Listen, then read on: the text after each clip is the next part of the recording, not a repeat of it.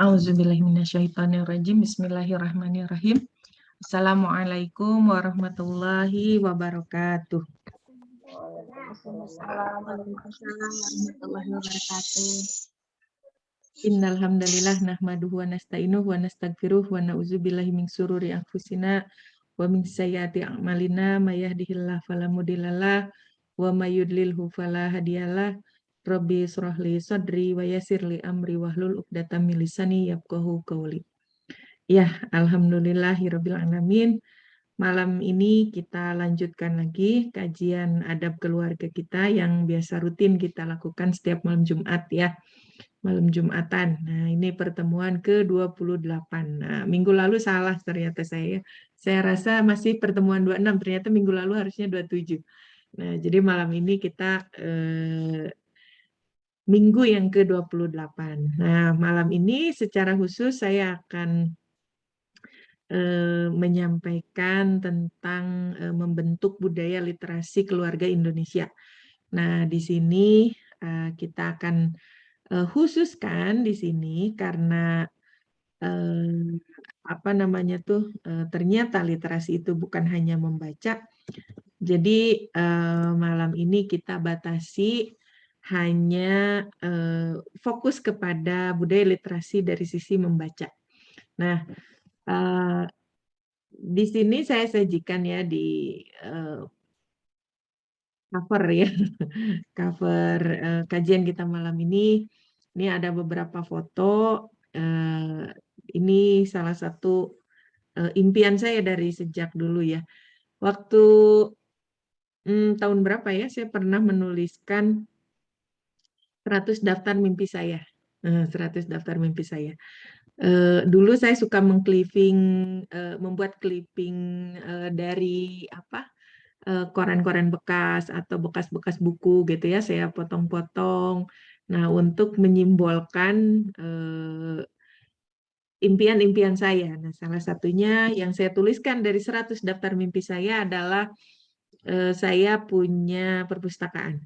Perpustakaan. Jadi alhamdulillah sejak tahun 2020 ya, saya buka taman baca dan kreasi An-Nahl di rumah saya gitu ya, di Cihanjuang. Jadi bagi teman-teman yang tinggal di Bandung yang mau menyempatkan hadir, mangga gitu ya, ditunggu.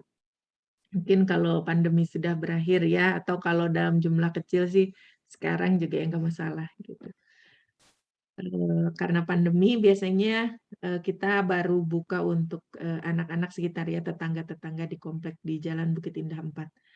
Nah, ini salah satu daftar mimpi saya yang saya tuliskan, yaitu saya ingin punya perpustakaan yang bukan hanya perpustakaan pribadi, tapi juga saya buka untuk umum. Nah, kebetulan di rumah saya perpustakaan itu ada 4. Gitu. Yang pertama yang ini yang ada di foto, ini dibuka untuk umum, jadi buku-bukunya boleh dipinjam. Terus perpustakaan yang kedua itu perpustakaan keluarga. Isinya buku-buku saya, buku-buku anak-anak, dan buku-buku campur ya, maksudnya buku kami, buku keluarga yang kami masih pakai, jadi tidak kami pinjamkan, tapi jarang kami pakai sehari-hari gitu. Nah, kemudian perpustakaan yang ketiga itu perpustakaan anak-anak yang memang isinya tentang buku-buku pelajaran mereka yang sedang mereka pelajari. Nah, yang keempat adalah perpustakaan saya pribadi di kamar saya, itu khusus buku-buku yang memang sering saya pakai untuk ngajar, untuk kuliah, sama untuk nyantri di Ma'had Khodimah Sunnah.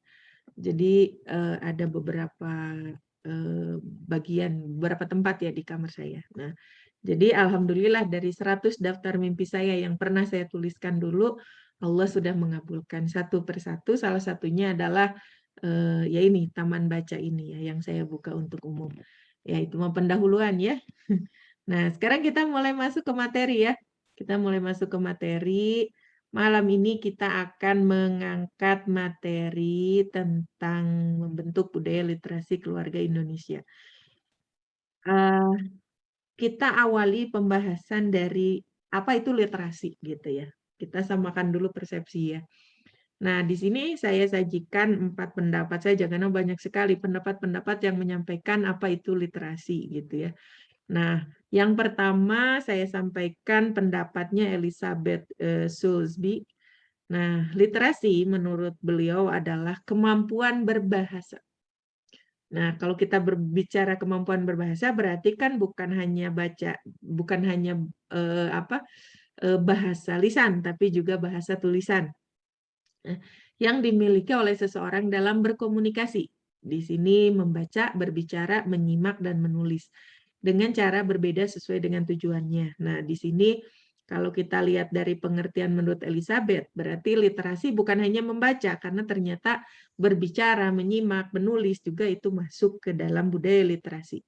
Kemudian di sini menurut yang kedua adalah menurut kamus online Merriam-Webster, literasi adalah suatu kemampuan. Nah, nanti kita akan highlight ya dari semua pendapat. Saya bahas dulu satu-satu. Suatu kemampuan atau kualitas melek aksara di dalam diri seseorang, di mana di dalamnya terdapat kemampuan membaca, menulis, dan mengenali, serta memahami ide-ide secara visual. Berarti mata ya yang berbicara. Nah, kemudian yang ketiga ini menurut UNESCO, sebenarnya ini panjang ya menurut UNESCO, tapi saya potong. Menurut UNESCO ini seperangkat keterampilan nyata, terutama keterampilan dalam membaca dan menulis. Nah, kemudian pendapat yang terakhir yang saya hadirkan di sini adalah menurut Alberta, di mana literasi adalah kemampuan membaca dan menulis, menambah pengetahuan dan keterampilan, berpikir kritis dalam memecahkan masalah, serta kemampuan berkomunikasi secara efektif yang dapat mengembangkan potensi dan berpartisipasi dalam kehidupan masyarakat. Nah, kalau kita simpulkan dari keempat pendapat ini ada yang samanya, yaitu pertama, ketika kita bicara literasi adalah bicara kemampuan, berarti skill ya.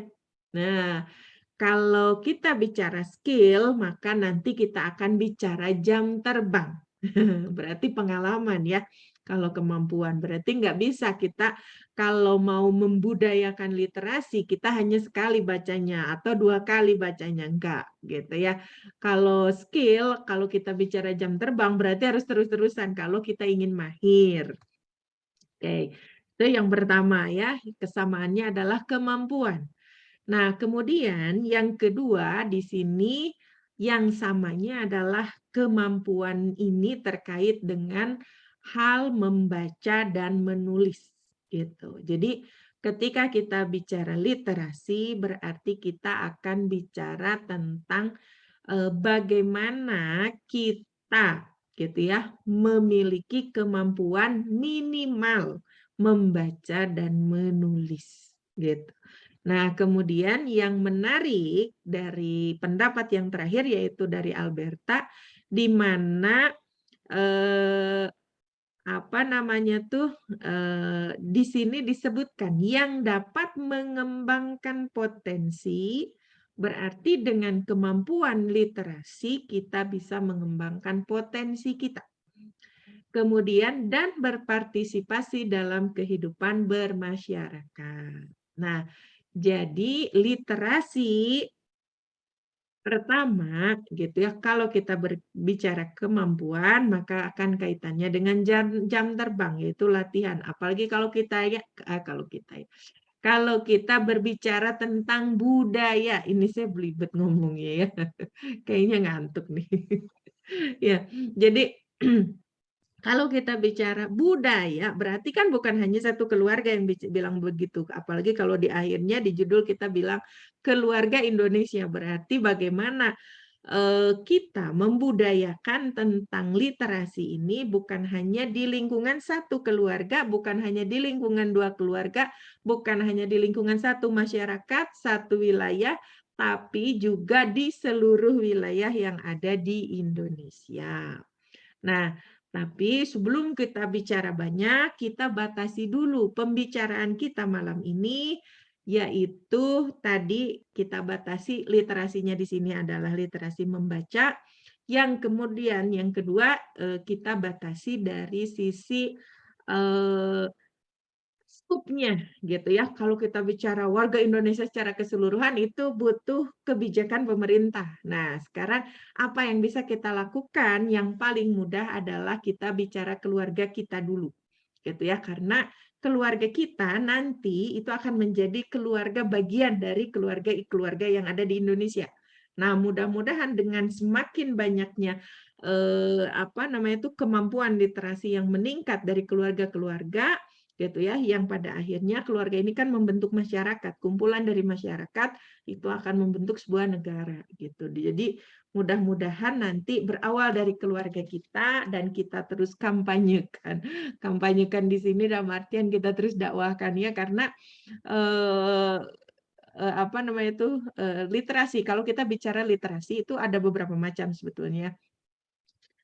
Kalau para ahli menyebut ada literasi dasar. Nah, kalau literasi dasar ini kaitannya kalau bahasa anak-anak sekolah itu calistung ya, baca, tulis, dan berhitung. Nah, kemudian ada juga literasi visual, ada literasi digital, literasi teknologi, dan literasi-literasi yang lainnya gitu ya. Itu banyak sekali macam-macamnya. Nah, jadi di sini kita batasi untuk literasi dasar saja, dan itu pun malam ini yang akan kita bahas hanya literasi untuk membaca, kemampuan membaca gitu. Nah, kemudian gitu ya, apa sih tujuan kita bicara literasi gitu ya. Nah, di sini menurut para ahli itu ada 7 tujuan minimal yang ingin dicapai ketika kita bicara literasi. Yang pertama, literasi itu akan membantu meningkatkan pengetahuan masyarakat dengan cara membaca berbagai informasi yang bermanfaat, baik itu dari buku gitu ya, dari media digital ataupun dari media yang lain. Kemudian yang kedua adalah membantu meningkatkan tingkat pemahaman seseorang dalam mengambil kesimpulan dari informasi yang dibaca. Gitu. Kemudian yang ketiga, meningkatkan kemampuan seseorang dalam memberikan penilaian kritis terhadap suatu karya tulis.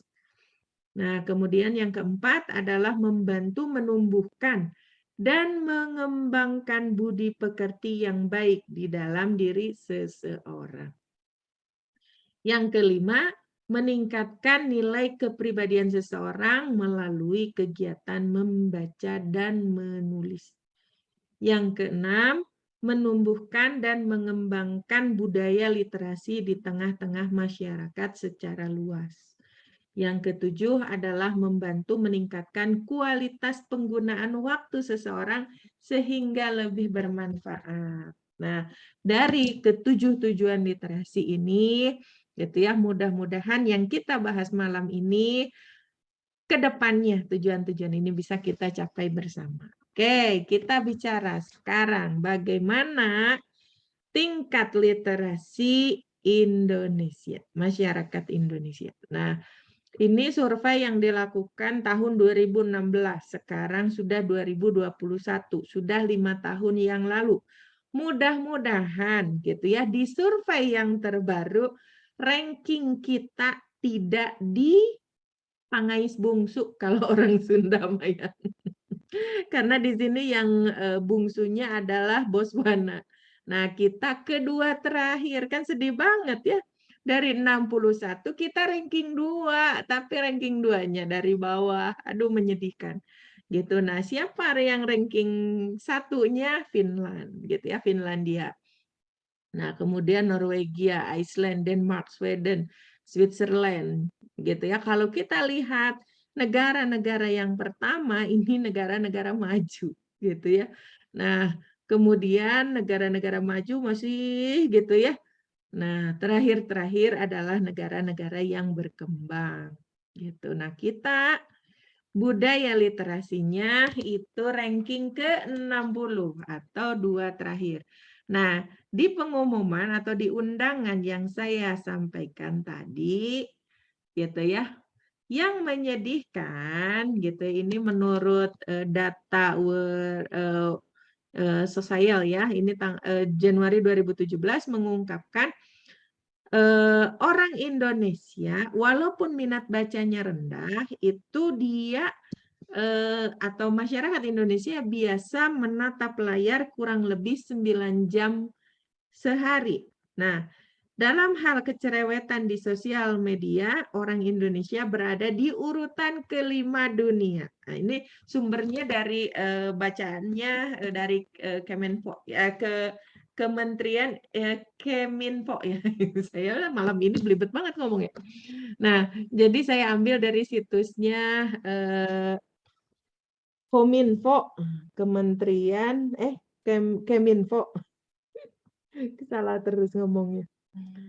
Dari situsnya kominfo.org .go.id govern ya. Dari situs itu yang saya sampaikan di undangan gitu kan, sedih sekali. Nah, bahkan waktu kasus yang apa ya, yang diserang situsnya diserang media sosialnya diserang oleh netizen Indonesia tuh yang menyebut apa ya, kok saya lupa, yang sampai akhirnya ditutup situsnya gitu ya karena diserang oleh netizen Indonesia karena situsnya menyinggung yang tentang literasi jangan-jangan ya gitu. Nah, kemudian bukannya kita berintrospeksi diri, malah situsnya yang kita bombardir. Nah, menurut data itu, walaupun gitu ya budaya literasinya rendah, tapi rakyat Indonesia itu urutan kelima yang paling cerewet di media sosial dan mereka sehari bisa kurang lebih 9 jam per hari menatap gadget. Gitu ya. Jadi apa yang dilihat, apa yang dibaca.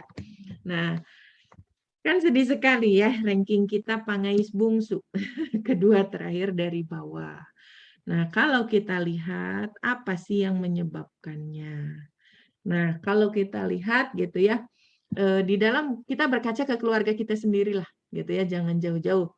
Nah, di keluarga kita sudah sejauh mana kebiasaan, ini survei ya, boleh yang mau berinteraksi secara langsung, survei di kelas ini, maksudnya, di kajian ini. Siapa yang di keluarganya sudah punya perpustakaan? Ya, ini semuanya pada punya ya. Sekarang pertanyaan berikutnya, siapa yang di keluarganya terbiasa punya jadwal khusus untuk membaca?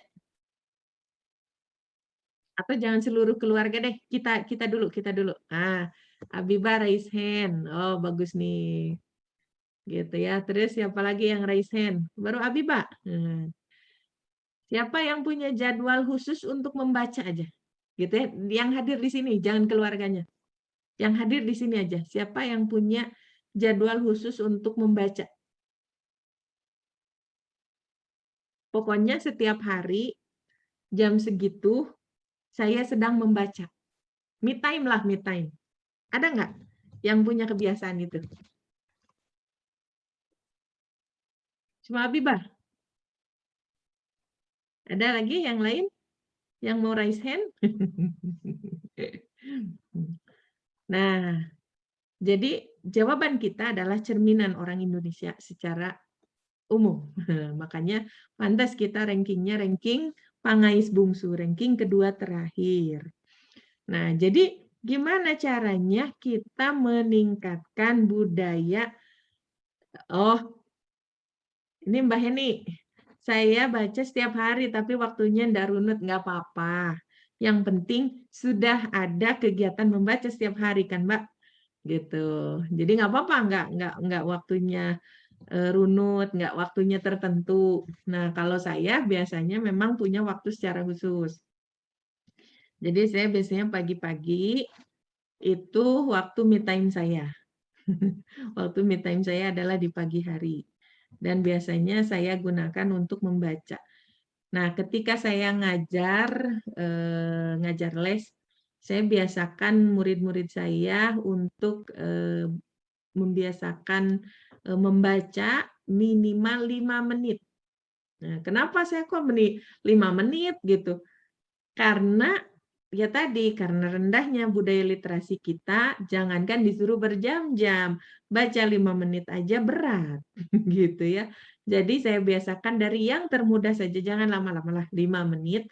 Nah, kemudian kan tadi literasi itu bukan hanya kegiatan membacanya, tapi memahami kan, memahami apa yang kita baca. Nah, untuk belajar memahami apa yang kita baca, maka saya selain menyuruh mereka untuk membaca minimal 5 menit per hari, saya juga meminta mereka untuk menuliskan kembali apa yang sudah mereka baca, tapi dalam bentuk resume, nggak usah ditulis semuanya, gitu ya. Apa aja yang mereka pahami, gitu. Dan ternyata mereka sering setor, gitu ya. Pas setor, kan bukunya beda-beda yang mereka baca. Jadi selain mereka mendapat insight baru, saya juga dapat, karena kan saya juga akhirnya jadi ikutan baca, gitu ya. Ikutan baca dari apa yang sudah mereka apa namanya tuh baca. Nah, ini komen dari Abiba, sering anak saya yang malah meminta lebih lama untuk baca daripada emaknya. Saya pun begitu. Anak saya itu yang besar terutama karena yang kecil kan belum belum baru saya ajarkan membaca di kelas 1 SD. Nah, kalau kakaknya dia kalau sudah baca itu bisa berjam-jam, apalagi kalau ada buku baru. Nah, kalau buku baru itu biasanya dia setelah sholat subuh, itu udah mantengin tuh buku. Dia baru beranjak dari tempat di mana dia membaca itu jam 7 pagi. Nah, saya belum pernah membaca sampai selama itu. Dan dia tuh seringnya ngulang-ulang buku itu tuh. Sebenarnya udah dibaca sama dia. Terus dia ulang-ulang, dia ketawa-ketawa sendiri. Nanti dia ulang-ulang lagi bukunya. Nah, terus nanti beberapa bulan kemudian gitu ya. Apalagi kalau misalnya pas kita beres-beres perpus, beres-beres taman baca ya. Eh, bantuin Bunda beres-beres, siap kata dia gitu. Nah, cuma di sela-sela dia bantuin saya, si buku-buku yang akan kita susun dia baca dulu gitu ya. Jadi bukannya beres-beres itu mah kalau baca buku, sampai saya sering bilang, baca bukunya nanti kalau sudah rapih, kita beres-beres dulu, nanti nggak beres-beres. Tapi kadang-kadang saya pun begitu gitu ya, ketika beres-beres kan ketemu lagi tuh, oh ya buku ini buku yang menarik nih. Jadi kadang-kadang kita buka-buka lagi gitu. Ya anak saya juga begitu, tapi dia lebih lama dari saya gitu ya. Saya belum pernah tuh sampai dari jam setengah 5-an ya sampai jam 7 itu 2 jam setengah itu nggak beranjak.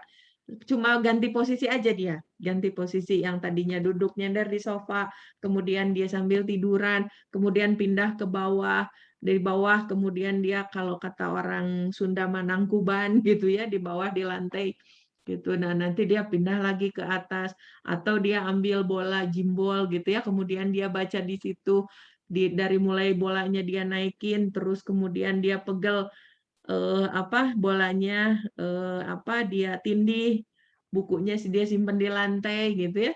Itu kebiasaan anak saya tuh kayak gitu. Sampai saya tuh sama suami saya kalau mau minta tolong juga dia paling jawab, ya nanti, ya kadang-kadang suka kesel sendiri.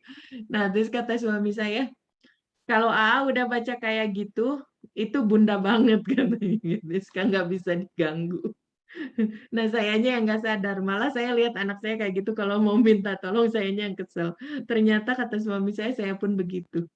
Ya, jadi, ya kita berkaca dulu aja lah ke keluarga kita ya. Oke, kita lanjutkan, ini tingkat budaya literasi yang rendah di masyarakat Indonesia. Kita lanjutkan ke bagaimana kita membentuk budaya literasi keluarga Indonesia yang berawal dari keluarga kita sendiri. Oke. Yang pertama, nah, mulailah dari sejak dini. Nah, mengenalkan budaya literasi bukan berarti menyuruh mereka untuk belajar baca dari kecil. Karena di sini ada pro dan kontra ya, ada pro dan kontra, ada yang melarang anak-anak itu disuruh membaca dari kecil, maksudnya dipaksa untuk bisa baca dari kecil, gitu ya, dengan pendapat yang anak-anak tuh harus dibiasain dari kecil, harus sudah bisa baca dari kecil gitu ya. Jadi ada 2 pendapat di sini.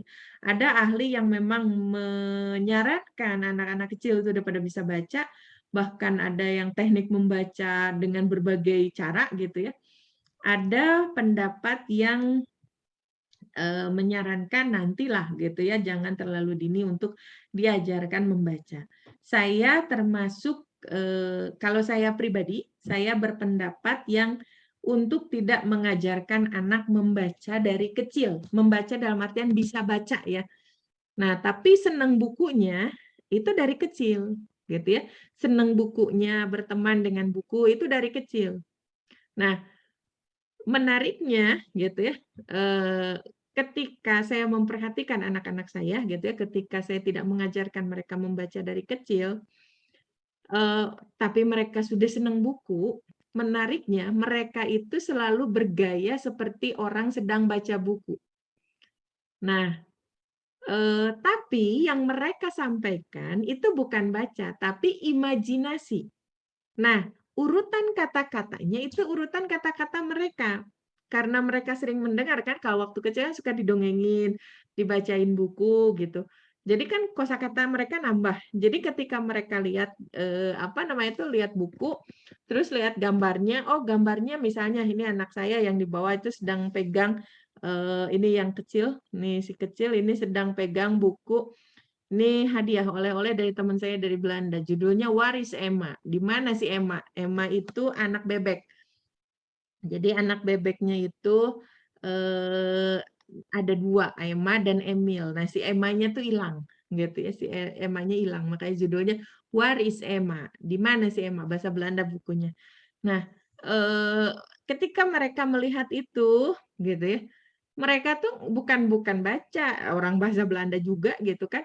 Nah, walaupun sama saya suka diterjemahin gitu, tapi Eee, mereka belum bisa baca. Nah, ketika mereka baca buku itu tuh, mereka seolah-olah sedang menceritakan, "Oh, di halaman yang ini tuh si Emmanya sedang begini, nanti di halaman berikutnya si Emmanya sedang kayak gimana," gitu, sampai ada beruang.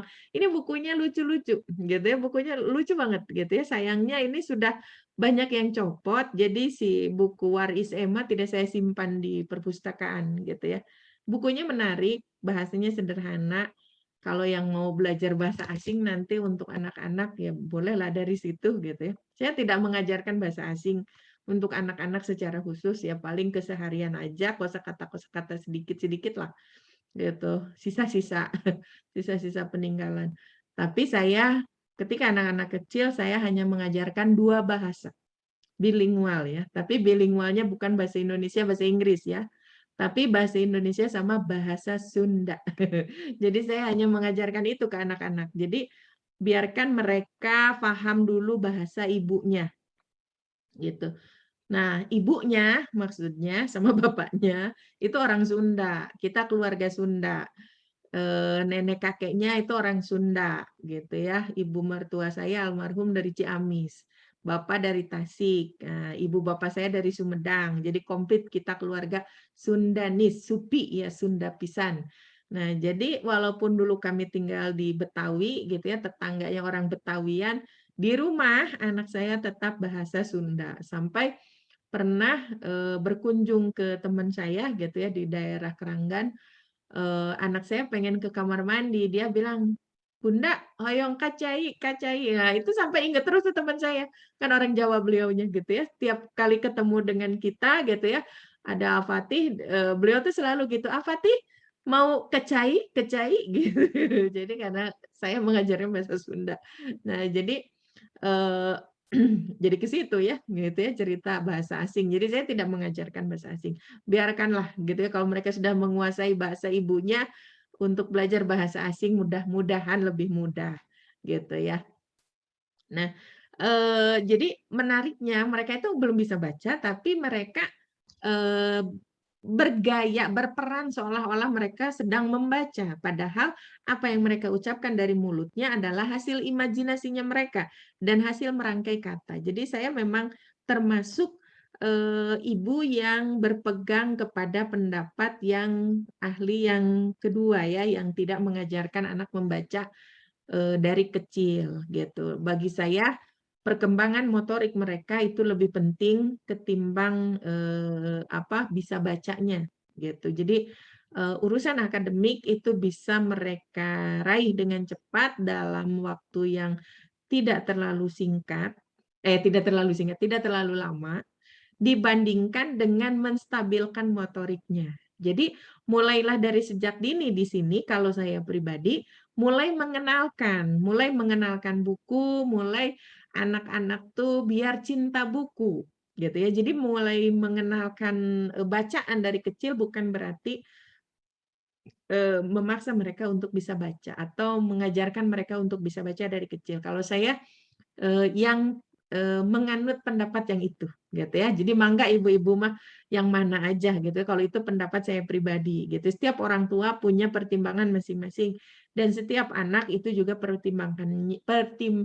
perkembangannya beda-beda gitu. Jadi ibu-ibu yang lebih tahu gitu. Tapi kalau saya pribadi tadi ya saya menganut pendapat yang kedua, walaupun mengajarkan dari kecil, mengajarkan untuk cinta buku, mengenalkan buku dari kecil, tapi saya tidak mengajarkan untuk membaca. Nah, A.A. Fatih itu sebenarnya saya kecolongan ya, bukan kecolongan sih sebetulnya, ya kodok ya qadarullah. Saya tuh sebetulnya ingin menyekolahkan dia ketika TK itu di sekolah pilihan. Nah, cuma kebetulan ya namanya juga kita tidak mendidik beliau sendirian gitu ya, ada nenek kakeknya dan pertimbangan nenek kakeknya sekolahnya yang deket aja lah, jangan jauh-jauh, kasihan budak leutik capeun waktu TKA itu gitu ya. Akhirnya disekolahin di dekat rumah. Nah, cuma kebetulan di TK itu sudah diajarkan membaca. Saya sebenarnya sedih, saya sebenarnya protes. Karena apalagi saya tahu perkembangan motorik Afati itu sempat terhenti ya, tidak optimal sebagaimana dulu ketika kita masih di Jakarta gitu. Jadi ketika dia dipaksa untuk belajar membaca, saya sedih sebenarnya gitu. Dan saya melihat memang beda ya perkembangan emosinya dibandingkan dengan adiknya. Adiknya baru saya ajarkan kemarin, pas SD sudah mulai, kelas 1 SD. Gitu. Jadi Iba sekarang masih baru belajar baca. Jadi MU mu gitu ya. KAN kan, KAKN kan. Baru belajar begitu dia. Tapi alhamdulillah dalam waktu sebulan dia sudah mulai eh, apa sudah mulai lancar untuk mengeja gitu ya. Kadang-kadang dia sudah bisa mengeja cepat. BUBU KUKU buku kata dia gitu. Jadi lumayan lah gitu untuk ukuran dia gitu yang baru diajarkan membaca. Nah,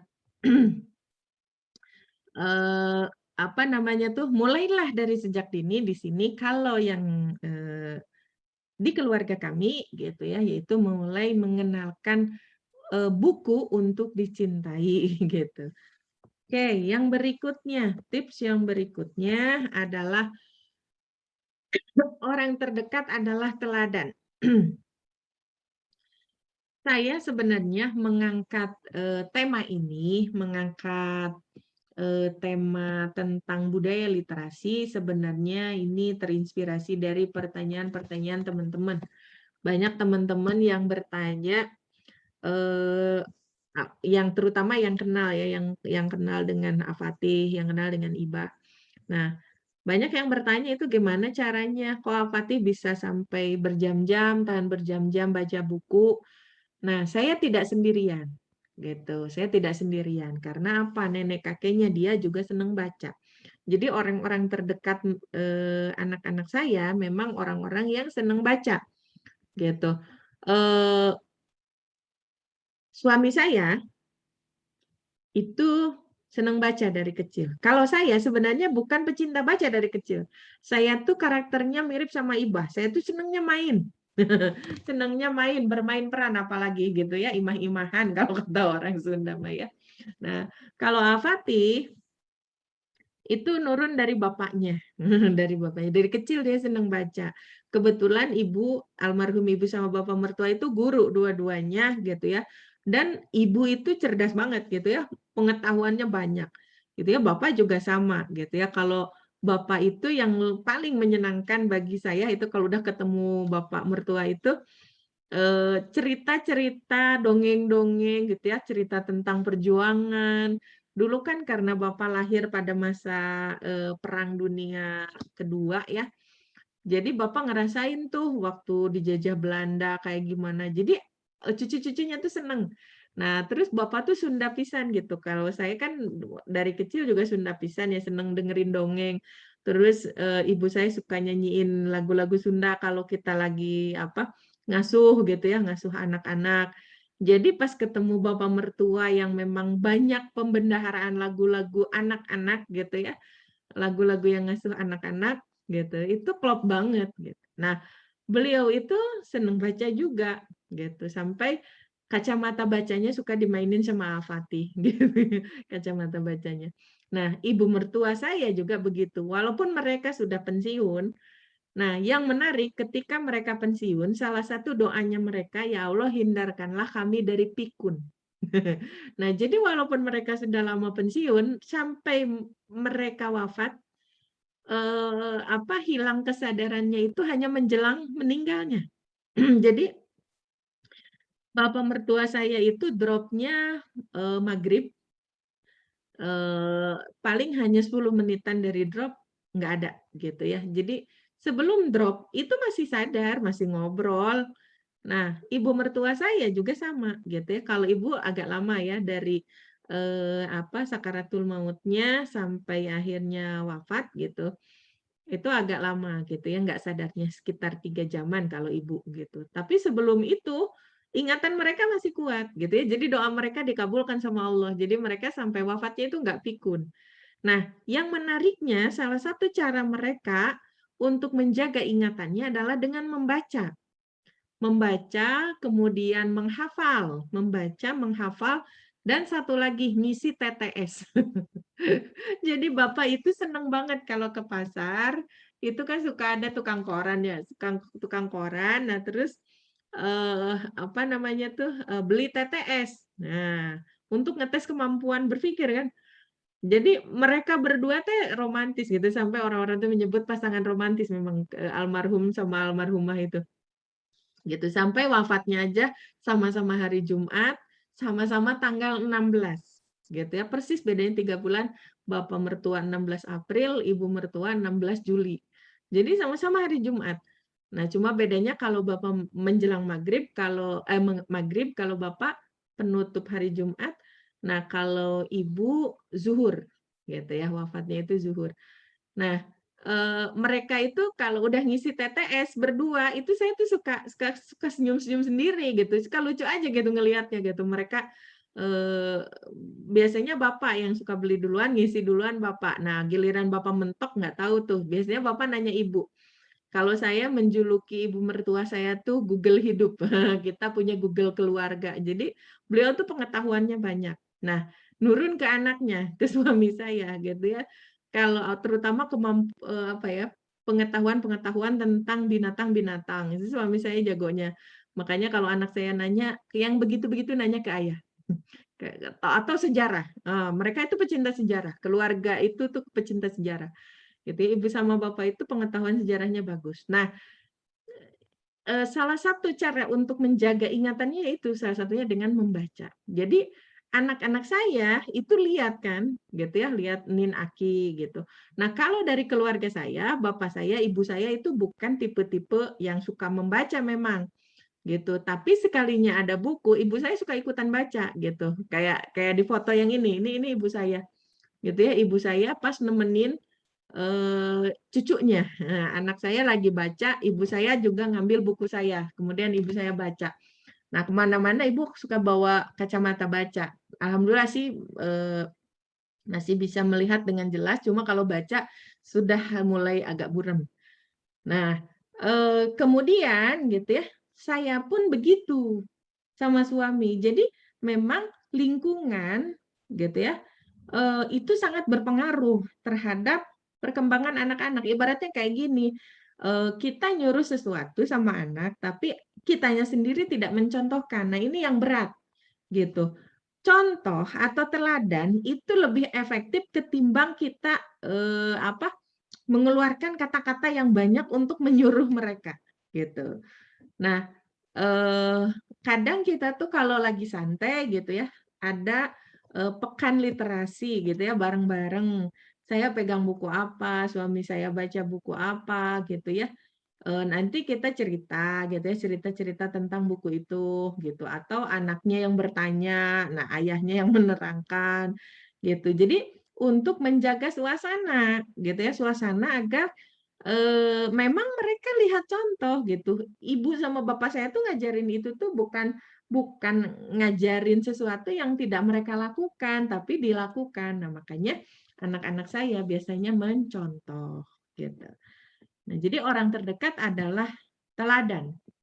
Yang ketiga, ini yang paling penting sebetulnya ya. Ketika anak sudah mulai bisa diajak komunikasi, kita terangkan sama mereka kenapa mereka harus bisa baca. Ini dasar yang kuat yang harus ditanamkan. Karena kalau kita hanya membentuk habit hanya karena kebiasaan saja tanpa menanamkan dasar yang kuat, kenapa mereka harus mau membaca, meningkatkan budaya literasi, lama-kelamaan mereka akan berhenti, gitu. Mereka akan berhenti, gitu. Mungkin kita bisa ngerasain yang dulunya senang baca, karena kesibukan gitu ya, karena kesibukan ngurus anak, kesibukan di luar kerja atau apa gitu ya. Akhirnya habits kita jadi merosot. Jadi lama-lama kita nggak suka baca lagi, padahal dulunya waktu kecil kita seneng baca. Nah, ini kenapa? Gitu. Nah, maka yang terpenting ketika kita ingin membudayakan literasi ke anak-anak, ke keluarga kita atau ke diri kita sendiri harus ditanamkan. Nah, di sini saya mengangkat why? Kenapa? Ini pertanyaan kenapa, ini pertanyaan yang mengarahkan kita kepada sesuatu yang sifatnya itu filosofis banget gitu, yang dasar banget. Kenapa kita memang harus membaca, gitu. Nah, kalau kita mengkaji dari Al-Qur'an gitu ya, kan, surat yang pertama diturunkan itu kan itu ya, "Iqra", bacalah. Nah, kenapa harus membaca? Karena dari membaca itulah akal kita akan berkembang. Dan akal itu adalah modal pertama manusia.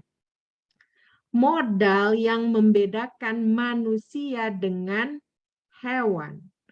Yang membedakan manusia dari makhluk yang lainnya. Jadi kalau kita bicara akal, maka gitu ya, dasarnya akal, dasarnya berkembangnya akal itu adalah berkembangnya atau optimalnya panca indera.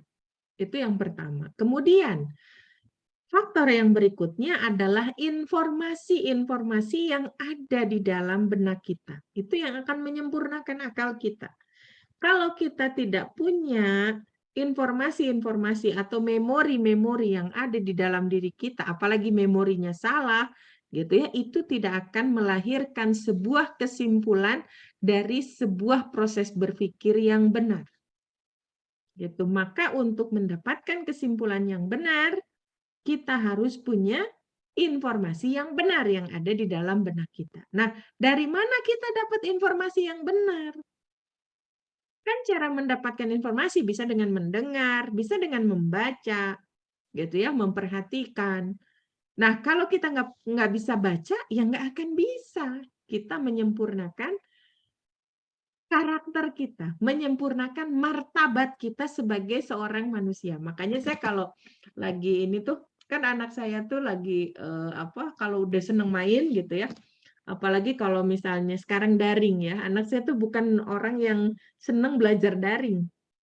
Karena anak saya tuh tipe-tipe yang harus memegang, harus, meraba, mencium gitu ya, tipe-tipe kinestetik. Nah, kalau pas waktunya gurunya mau nelpon nih, gitu ya, "Bah, pulang Bah, itu ibu guru mau nelpon." Oh, dia bisa marah-marah, dia suka nanya sama saya, "Kenapa sih Bah teh harus baca?" "Kenapa sih Bah teh harus belajar?" Saya bilang, "Karena kamu manusia." Karena kamu manusia. Yang membedakan manusia dengan hewan itu proses belajar, kan akalnya, akal itu identik dengan proses belajar. Nah, kalau kamu nggak mau belajar, udah kamu dikandangin aja sama si embul. Embul itu kelinci kita. Gitu ya, udah kamu masuk kandang aja, mau kamu dikandangin sama bunda, sama embul. Tidurnya nggak usah sama bunda, saya tidur sama embul. Saya suka bilang kayak gitu. Karena kamu manusia. Dan syarat untuk bisa belajar maksimal adalah budaya literasi itu. Gitu ya, kita menguasai literasi itu. Membaca, literasi dasar ya, membaca, menulis, dan berhitung. Nah, itu literasi dasar. Gitu. Makanya kalau dia udah mulai marah-marah, Ibah manusia bukan? Ya manusia. Nah, kalau Ibah mau jadi manusia yang utuh ya belajar. Waktunya belajar gitu. Kalau waktunya belajar ya belajar, waktunya main ya main. Boleh main. Tapi jangan sampai main begitu saja gitu ya. Belajarnya enggak. Nah, kan manusia itu harus belajar. Memang belajar itu bisa sambil bermain. Tapi kan sekarang sudah 7 tahun. 7 tahun harus sudah mulai belajar disiplin. Itu yang saya sampaikan ke anak saya. Jadi, why? Gitu ya. Karena kita tarik ke yang paling dasarnya, kita manusia. Yang membedakan manusia dengan makhluk yang lainnya adalah akalnya. Nah, membaca itu adalah jalan untuk menyempurnakan akal kita. Gitu. Jadi kalau kita mau jadi manusia yang seutuhnya ya harus rajin baca. Karena apa? Informasi itu kan harus kita isi terus. Karena informasi itu berkembang. Kalau nggak kita isi ya nggak akan sempurna kita menyelesaikan suatu permasalahan. Gitu ya. Nah, ini tanamkan dasar yang kuat. Oke, yang berikutnya kita bicara ciptakan lingkungan yang ramah terhadap budaya literasi. Ciptakan lingkungan yang mendukung. Nah, di sini gitu ya saya hadirkan. Kadang-kadang benturan kita ketika mau mendukung budaya literasi kadang-kadang terbentur dengan dana. Yaitu dengan dana. Ya, kan lumayan ya beli buku itu kan lumayan ya mahal-mahal, apalagi buku-buku yang berkualitas itu mahal harganya. Nah, kalau saya itu pakai trik gitu. Kalau mau beli buku baru, biasanya saya searching. Searching apa? Jadwal-jadwal pameran buku. Nah, kalau pameran kan murah-murah. Terus yang kedua, saya biasanya ngajak main anak-anak ke Gramed, tapi Gramednya kalau yang Gramed di BEC ya, kalau di Bandung itu kan ada Gramed yang dekat BEC.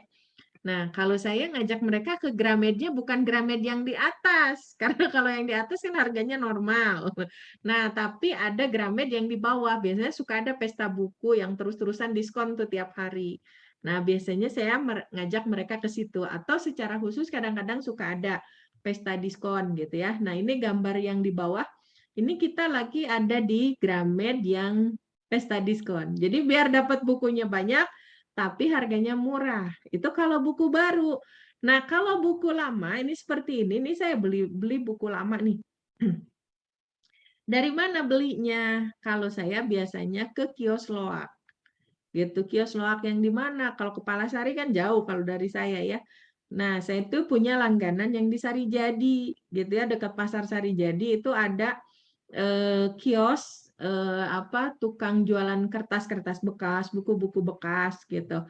Nah, ini hadiahnya gitu ya, yang saya fotoin di sini tuh ini hadiahnya. Jadi saya suka beli buku-buku teknik itu dari situ. Gitu ya, karena murah gitu ya, 100.000 itu kadang-kadang saya dapat 6 buku gitu. Nah, hadiahnya kan suka ditanya, "Teh, mau hadiahnya mau apa?" Kan kebetulan langganan gitu. Kata saya tuh, "Saya hadiahnya mau buku anak-anak." Nah, ini dapatnya yang gini-gini nih. Nih, anak saya tuh paling seneng nih cerita yang George Stephenson.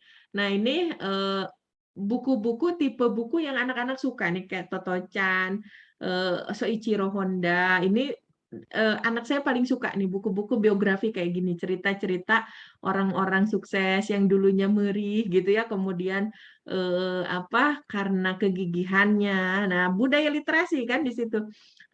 Pada akhirnya mereka bisa berhasil dalam kehidupannya. Nah, anak saya itu senang cerita-cerita kayak gini. Nah, jadi pertama kalau kita terbentur dengan dana, kalau saya mensiasatinya seperti itu. Jadi beli buku yang kalau buku baru, beli buku yang cari yang ada pesta diskon. Nah, kalau nggak baru, saya biasanya ke Pasar Loak. Atau saya beli ke Palasari. Kalau memang lagi punya waktu luang, saya pergi ke Palasari kalau di Bandung ya. Nah, ke Palasari, terus cari buku-buku asli tapi yang second. Kalau saya biasanya beli buku yang asli tapi second. Kenapa? Kualitas kertasnya lebih bagus dan kualitas apa ya, perekatnya juga lebih bagus gitu. Jadi kalau beli baru kan buku-buku asli itu kayak kayak misalnya apalagi buku-buku teknik gitu ya, kayak gitu kan mahal-mahal ya. Gitu. Buku bekasnya aja kadang ada yang harganya masih 200 gitu ya, kalau kualitasnya masih 80% kayak gitu masih mahal gitu ya biasanya. Nah, saya mensiasatinya seperti itu belinya gitu. Jadi jangan beli yang baru apa namanya tuh tapi kualitas BM ya, BM black market gitu ya, karena beda kualitas ininya, kualitas ketahanan bukunya. Nah, kemudian gitu ya, lingkungan yang mendukung biasanya saya memang rutin membelikan mereka buku.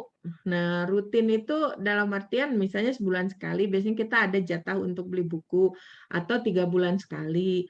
Nah, atau misalnya kayak kalau saya pribadi itu menghususkan ketika saya dapat tugas luar kota. Nah, ketika saya dulu tugas luar kota ke Surabaya apalagi karena pulangnya naik kereta kan, jadi bagasi nggak dihitung kan. Nah, saya belanja buku itu kebetulan di Surabaya itu ada sahabat saya yang dulu sama-sama di asrama, terus suaminya tuh adik kelas saya juga pas kuliah. Nah, saya diajak jalan-jalan sama mereka, ayo teh, mumpung di Surabaya, teteh mau kemana kita anterin katanya. Nah, sama pasangan suami istri itu saya bilang, saya mau ke toko buku, sentra buku di sini di mana, akhirnya dianterin. Nah, kalau di kita mah Palasarinya lah, kalau di Bandung. Saya lupa nama jalannya jalan apa gitu yang di Surabaya itu. Sampai saya pulang bawa 3 dus buku gitu. Dan bukunya bagus-bagus itu, buku-buku asli tapi yang cetakan-cetakan lama gitu ya, yang nggak kejual, biasanya itu lebih murah. Nah, tapi kan ilmunya nggak murahan, ilmunya tetap bagus, makanya saya beli gitu. Sampai pulang-pulang itu saya bawa 3 dus. Nah, ini yang buku Soichiro Honda ini waktu saya tugas ke Bali nih. Saya sengaja beli ini nih, oleh-oleh buat anak saya, Soichiro Honda. Terus Toto-chan ini waktu tugas juga ke Surabaya. Nah, kemudian di sini saya sajikan juga ya Hutan Keramunting. Ini Hutan Keramunting ini buku pertama yang saya sukai yang pada akhirnya membuat saya senang baca. Jadi keluarga saya itu bukan keluarga yang berada. Kita nggak punya duit buat beli buku. Jangankan buat beli buku, buat sekolah aja susah gitu. Nah, tapi bapak angkat saya itu dulunya guru. Kemudian jadi kepala sekolah, kemudian jadi kepala desa. Nah, beliau punya banyak buku. Waktu itu tuh saya masih senang-senangnya main tuh, saya nggak tertarik sama sekali untuk baca buku gitu. Nah, kemudian saya diajak beres-beres. Nah, saya diajak beres-beres, kemudian adalah si buku itu tuh, yang si Hutan Keramunting itu, di Bukit Kecil. Nah, di salah satu tokohnya, gitu ya, tokohnya si di buku Hutan Keramunting itu, namanya si Ipul. Nah, sahabat saya itu ada yang namanya Epul. Jadi saya tuh inget kayak kok namanya kayak sahabat saya gitu ya si Ipul. Nah, kemudian pas akhirnya saya mulai tertarik tuh, saya baca. Tadinya mau saya buang, maksudnya karena kan lagi beres-beres. Nah, tadinya mau saya buang. Akhirnya saya baca tuh. Ternyata menarik juga. Makanya saya ingat sampai sekarang. Jadi Hutan Keramunting di Bukit Kecil. Nah, ini nih bukunya nih. Si Ipul. Nah, kemudian si Ipul tuh punya adik. Nah, adiknya itu apa namanya tuh dipotong rambut. Jadi ada satu sub judul namanya Potongan Batok Kelapa. Judulnya itu Potongan Batok Kelapa. Jadi si Ipul itu punya adik, adiknya perempuan. Nah, si adiknya ini potong rambutnya tuh yang gaya di sini poni gitu ya, ke sini. Pokoknya persis kayak potongan batok kelapa. Jadi kalau batok kelapa dibagi dua, ditaplokin ke sini, kemudian digunting gitu. Jadi istilahnya potongan batok kelapa. Nah, buku itulah yang membuat saya akhirnya senang baca. Awalnya dari buku itu. Jadi dari buku si Hutan Keramunting di Bukit Kecil. Nah, kemudian ciptakan lingkungan yang mendukung juga. Kita, kalau saya akhirnya kenapa kepikiran membuat taman baca dan kreasi, pertama, lingkungan sekarang anak-anak itu lebih banyak ke gadget. Dan saya tidak suka anak saya ketika kecil mereka terpapar lebih banyak gadget karena ada radiasinya, kemudian fokusnya gitu ya, kemudian motoriknya dan segala macam. Nah, kalau misalnya mereka dibiarkan main dengan gadgetnya, ya nggak akan berkembang maksimal. Makanya saya akhirnya gimana caranya untuk memutus gitu ya, memutus itu. Tapi masalahnya anak saya kan main juga dengan teman-temannya gitu ya. Nah, supaya teman-temannya juga akhirnya cinta buku, ya udah kita bikin taman baca dan kreasi. Sehingga kita juga menarik mereka untuk datang gitu. Jadi mereka juga nggak fokus terhadap gadgetnya. Dan yang berikutnya kita bisa mengawasi mereka. Itu yang terpenting karena kalau anak-anak main tanpa pengawasan orang tua itu bahaya karena anak-anak kan belum tahu mana yang benar, mana yang salah, mana yang baik, mana yang buruk. Nah, dengan mereka main di lingkungan kita, kita bisa mengawasi. Jadi kalau mereka sedang di taman baca, kemudian misalnya mereka ngomong kasar atau membahas sesuatu yang belum layaknya dibahas oleh anak-anak kan cepat ketahuan gitu ya. Jadi menciptakan lingkungan yang mendukung itu salah satunya itu gitu ya. Kita bersama masyarakat yang ada di sekitar ayo kita dirikan gitu ya, kita rame-rame. Nah, seperti itu. Oke, yang berikutnya nah ini beberapa contoh gitu ya. Ini terakhir gitu ya, slide-slide terakhir. Selanjutnya kita bahas di tanya jawab aja. Nah, ini beberapa kegiatan yang dilakukan di Taman Baca dan Kreasi Anahal untuk meningkatkan budaya literasi anak-anak. Nah, untuk mereka supaya senang membaca gitu ya, terkadang saya juga bekerja sama dengan apa namanya tuh Litara Foundation gitu ya. Ini yang punyanya dosen Polban gitu ya. Saya undang. Nah, ini yang jadi pembicaranya ini alumni Polban. Gitu. Kita bikin kegiatan dongeng gitu ya, dongeng dan membuat wayang kertas dan anak-anak seneng. Nah, beberapa yang kita lakukan juga selain mengundang narasumber, ini juga kita mendesain tempat yang Apa itu? nyaman untuk mereka baca. Jeje apa itu Gitu. buaya? Nah, mereka baca Nah, di dalam itu ada tenda. kodok tuh, loncat kodok. Nah, kemudian Loncat diperagain. kodoknya. Sok. Coba gimana loncat kodoknya? Ayo, Jenya loncat kodok. Kejeduk. Nggak apa-apa, kejeduk juga nggak sakit itu.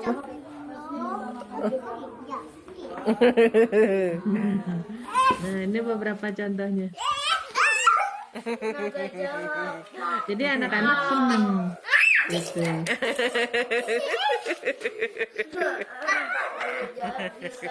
Nah, jadi diperagain ininya apa yang mereka baca, apa yang mereka lihat, kita karena mereka belum bisa baca, kita yang ceritain atau kita berusaha menarik dengan gambar-gambar itu tuh gimana caranya supaya mereka seneng. Atau contohnya ini nih. Nah, ini buku Coba, Jeje legend. bisa nggak lompat belalang? Yang Iya, lagi dibaca sama hebat. Ayo anak-anak ini, lompat belalang lagi. ini buku legend. Kenapa saya katakan buku legend? Lompat. Karena buku ini lebih tua dari saya umurnya. Ini cetakan tahun 79 kayaknya. Sekitar tahun 79. Ini eranya suami saya. Saya sama suami itu beda 7 tahun. Jadi beliau waktu kecilnya itu sering dibacain buku-buku kayak gini, termasuk ini buku yang ini. Tapi ini bukan peninggalan beliau. Ini beliau dapat dari tempat kerjanya waktu itu gitu ya. Yang buku-buku beliau tuh udah nggak ada gitu ya. Yang terkait dengan ini. Nah, buku ini tuh kualitas cetakannya bagus, kertasnya bagus, gambar-gambarnya real karena foto kan. Gambar-gambarnya real dan pengetahuannya itu dalam gitu. Ini bukunya tentang insek gitu ya, tentang insek. Nah, anak-anak itu pada seneng sama buku ini tuh seneng karena real kan gambarnya dan mereka itu biasa main di luar gitu ya, misalnya mainan cacing atau mainan apa, mereka suka balik lagi gitu ya cari atau misalnya lagi main terus ada binatang terbang gitu ya dekat mereka, mereka nggak tahu ini binatang apa. Nah, yang kepikiran sama mereka adalah kembali ke taman baca, mereka cari bukunya, terus mereka buka-buka dan mereka bahas gitu. Itu yang menarik bagi saya. Saya juga dulu ekspektasinya nggak sampai ke sana ya. Ternyata pas lihat anak-anak, oh ternyata mereka tuh mengaitkan informasi yang satu dengan informasi yang lainnya tuh salah satunya dengan cara yang seperti itu gitu. Nah, kemudian ini kita bisa lihat nih.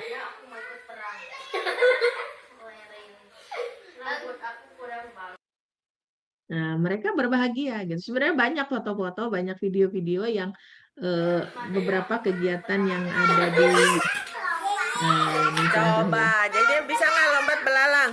Iya, hebat. Ayo lompat belalang lagi. Apa itu? Belalang lompat. Jeje, jeje apa itu buaya? Ya. Nah, ini beberapa kegiatan untuk menarik juga supaya mereka betah di taman baca. Gitu. Jadi salah satunya kita ini tendanya dikasih teman saya gitu ya. Dosen Polban juga ini bekas anak-anaknya kita pasang di taman baca, ternyata mereka seneng gitu ya, mereka seneng main-main di sini gitu ya, kadang bawa buku ke sini. Nah, terus di sini ini mainan yang interaktif gitu ya, ini juga donasi dari dosen Polban salah satunya gitu ya. Nah, kemudian ini mereka bermain peran, jujualan, jujualan. Nah, kemudian ini juga mereka main-main gitu. Nah, ini yang saya ceritakan tadi. Mereka bertiga, ini lagi main. Lagi main, kebetulan di samping rumah saya itu masih ada tanah kosong. Mereka sedang main, terus mereka ketemu dengan satu binatang. Nah, mereka cari di bukunya. Ini mereka bertiga cari di bukunya, gitu ya, sampai ketemu binatang yang persis dengan apa yang mereka lihat. Nah, karena mereka ini belum bisa baca, ini masih pada kecil ya, mereka belum bisa baca. Jadi mereka akhirnya tanya ke saya, itu binatang apa yang kayak gini tuh ini binatang apa gitu. Nah, itu menariknya ya. Jadi ini beberapa contoh ya, beberapa contoh bagaimana kegiatan yang ada di taman baca supaya mereka tertarik dengan buku ya dari kecil gitu. Dan selain kegiatan-kegiatan yang difotokan ini, saya juga biasanya suka ngasih mereka tantangan untuk baca satu buku sampai beres. Kemudian mereka menceritakan kembali isi bukunya dalam bentuk lisan. Kenapa dalam bentuk lisan? Karena komunikasi itu bukan hanya tulisan, tapi lisan. Kalau apa namanya tuh? Kalau misalnya mereka tulisan kan belum bisa ya karena mereka anak kecil. Tapi kalau mereka cerita kan mereka udah bisa gitu ya. Jadi biasanya saya kasih tantangan itu mereka bereskan satu buku tapi nanti diceritain gitu. Seperti itu ya ibu-ibu mungkin beberapa pengalaman yang bisa disampaikan. Mangga kalau misalnya ada yang mau didiskusikan.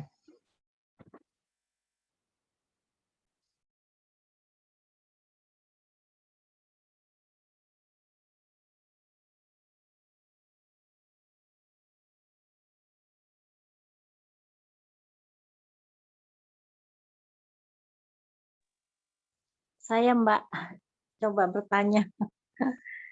Kan sama seperti saya juga ya,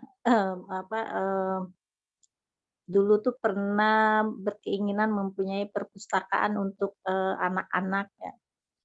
Tapi tadi tuh saya juga kepikiran apa mengajak teman ya itu. Cuman kalau dipikir-pikir sekarang itu kebanyakan anak kan full time, udah mulai ada yang full time sekolah ditambah Ya, pandemi gitu.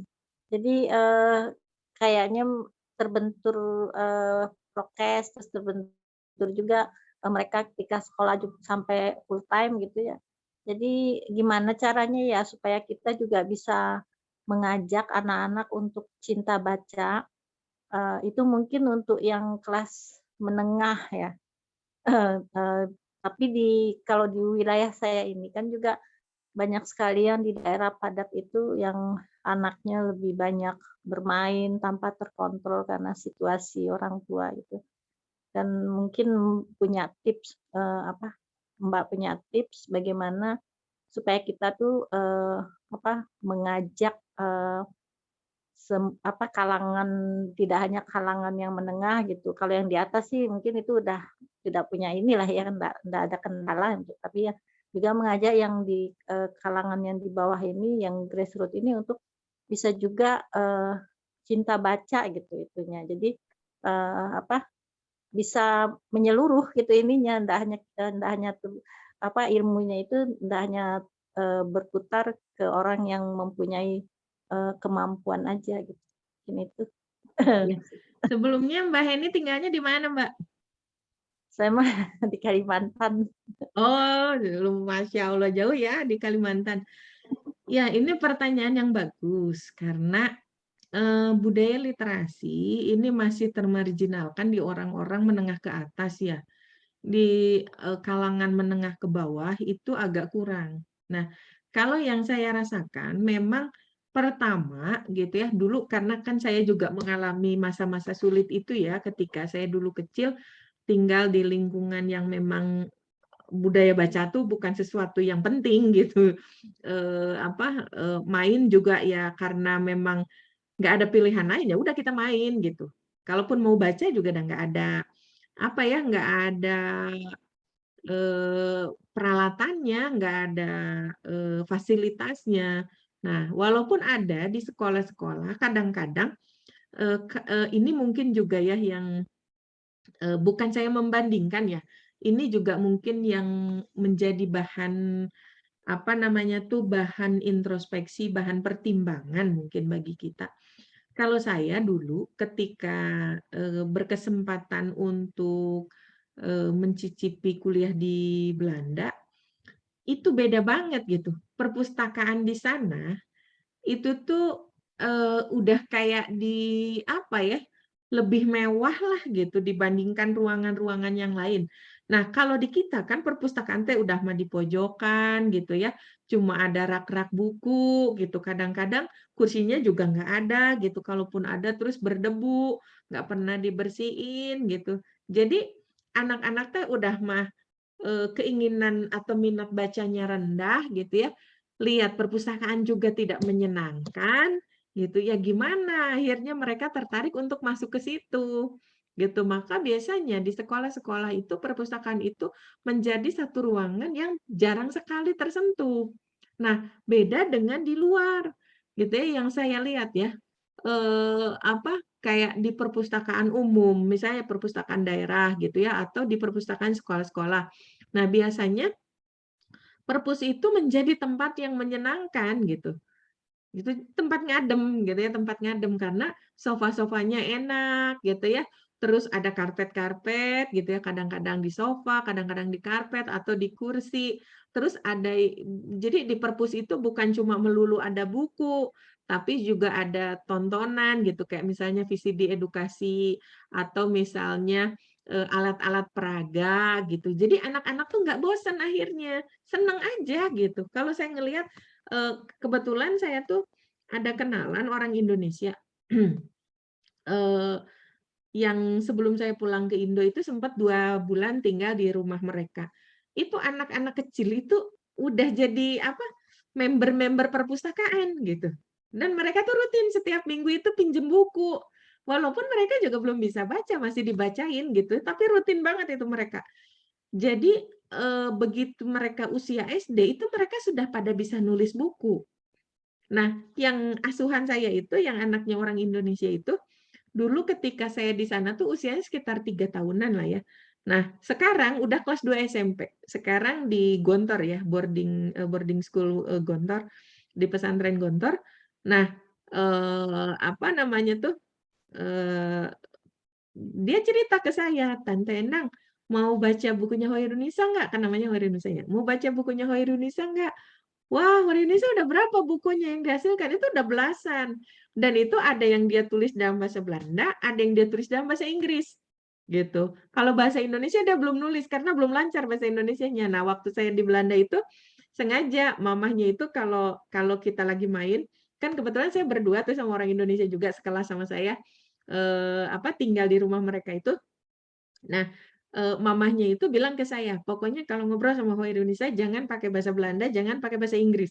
Gitu, biar dia lancar bahasa Indonesia. Karena kan lingkungannya jarang yang ngomong bahasa Indonesia kecuali ibu bapaknya gitu kan. Kalau udah lingkungan keluar, lingkungan sekolah kan udah bahasa Belanda lagi, gitu. Jadi kata mamanya, "Jangan diajarin, jangan kalau Indonesia ngomong bahasa, Belanda jangan dijawab."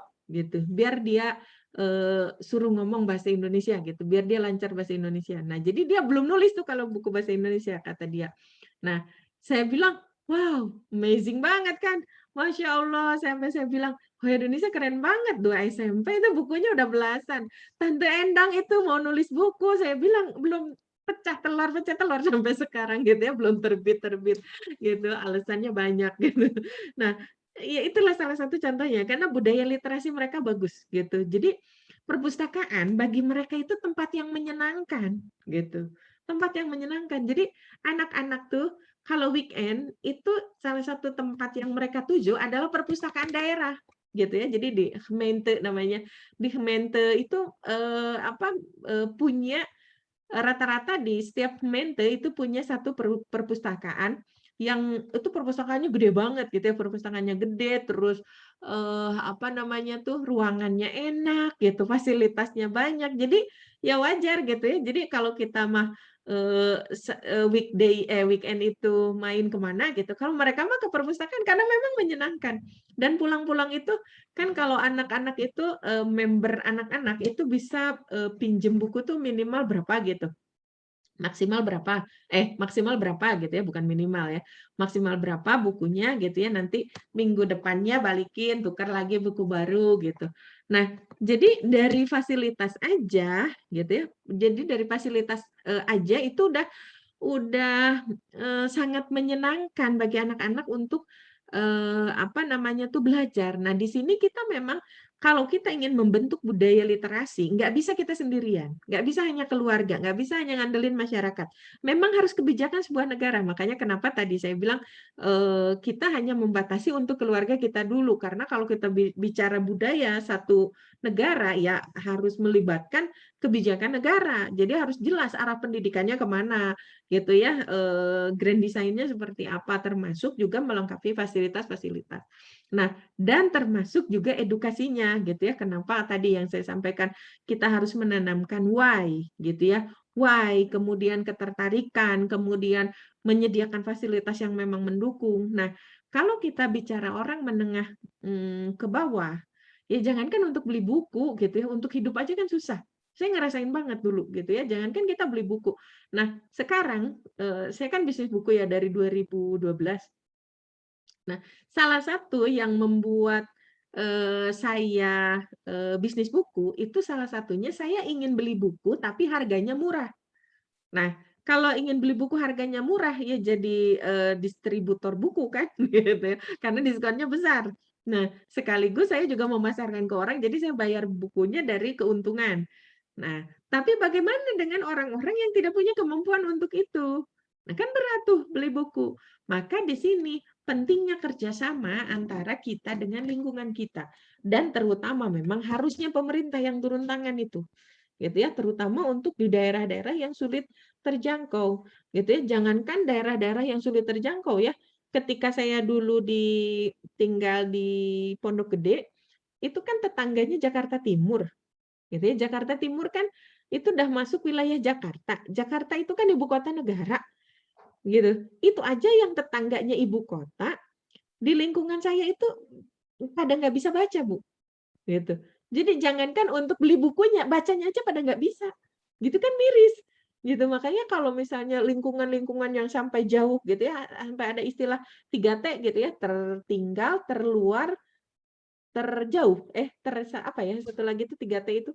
Nah, apalagi wilayah-wilayah yang seperti itu, gitu, yang tetangganya ibu kota aja, gitu ya, tetangga-tetangga saya, itu tuh banyak yang nggak bisa baca, dan nyekolahin anak itu bukan sesuatu yang prioritas, gitu. Sampai saya sama bibi, gitu ya, itu merintis, les, gitu ya. Itu aja untuk merangsang anak-anak supaya mau belajar aja itu butuh effort yang keras itu, gitu. Nah, jadi memang ini PR besar ya buat kita gitu ya, makanya, pantas tadi rankingnya kita, ranking kedua terakhir gitu ya, kedua terakhir. Karena memang, dari sisi individu kita juga kurang, kemudian masyarakat juga memang, belum merasakan gitu ya pentingnya literasi itu seperti apa, dan terutama ini peran negara. Karena negara yang punya fasilitas, gitu. Nah, waktu saya di Belanda itu memang, negara itu sangat mendukung, karena cerdasnya masyarakatnya itu akan menentukan keberhasilan sebuah bangsa kan. gitu. Apalagi kan harusnya kalau kita negara besar, kaya raya gitu ya, penduduknya banyak, kalau penduduknya cerdas semua kan alangkah Indonesia itu akan menjadi negara yang kaya raya, makmur, gemari, pahlaw, jinawi gitu kan. Nah, kalau sekarang kan kita sedih ya. Kita negara yang kaya tapi kehidupan kita ya begini gitu ya. Jangankan untuk sesuatu hal yang besar gitu ya, istilahnya ya tadi untuk fasilitas buku gitu ya. Jangankan untuk mikirin beli buku gitu ya, beli beras aja itu udah morat-marit gitu. Jadi wajar sih kalau saya melihat gitu ya pada akhirnya apalagi di daerah-daerah yang padat penduduk gitu. Nah, kalau kita menunggu pemerintah gitu ya, memang kita butuh, upaya yang keras gitu ya, butuh kerjasama dari semua pihak. Nah, kita ibu-ibu gitu ya, ini juga bisa gitu ya, bisa berperan. Bagaimana kita mencerdaskan, menumbuhkan sikap kritis juga gitu ya, bukan kita benci pemerintah, bukan, tapi kita mengkritisi gitu ya, demi kemajuan bangsa kita sendiri kan, gitu. Sampai saya tuh kalau lagi ngajar di kelas, saya tuh suka bilang kayak gini, "Kalian tuh apa nggak tergerak?" Gitu. Istilahnya gini, Indonesia itu sekarang sudah benar-benar diambang, gitu. Kalau kita tidak bergerak, mungkin sebentar lagi Indonesia itu tinggal nama, gitu. Sampai saya bilang, "Kalian mau nunggu dulu sampai, apa, eee, Indonesia tuh Indonesia tenggelam tuh kan kalau di ITB itu ada kolam ya, ada kolam di dalamnya tuh ada peta Indonesia. Nah, jadi suka dibilangnya teh kolam intel Indonesia tenggelam. Nah, saya bilang, jangan sampai istilah Indonesia tenggelam tuh cuma di ITB, jangan sampai itu kenyataannya jadi Indonesia tenggelam, maksudnya Indonesia jadi hancur. Nah, kalian tuh generasi muda, anak muda tuh masih punya banyak energi, saya bilang. Jangan sampai kalian hanya berkutat, apa namanya tuh, ngurusin, urusan mereka sendiri gitu. Coba deh kalian sekali-sekali mikirin negaranya gitu ya, mikirin orang-orang yang ada di sekitarnya.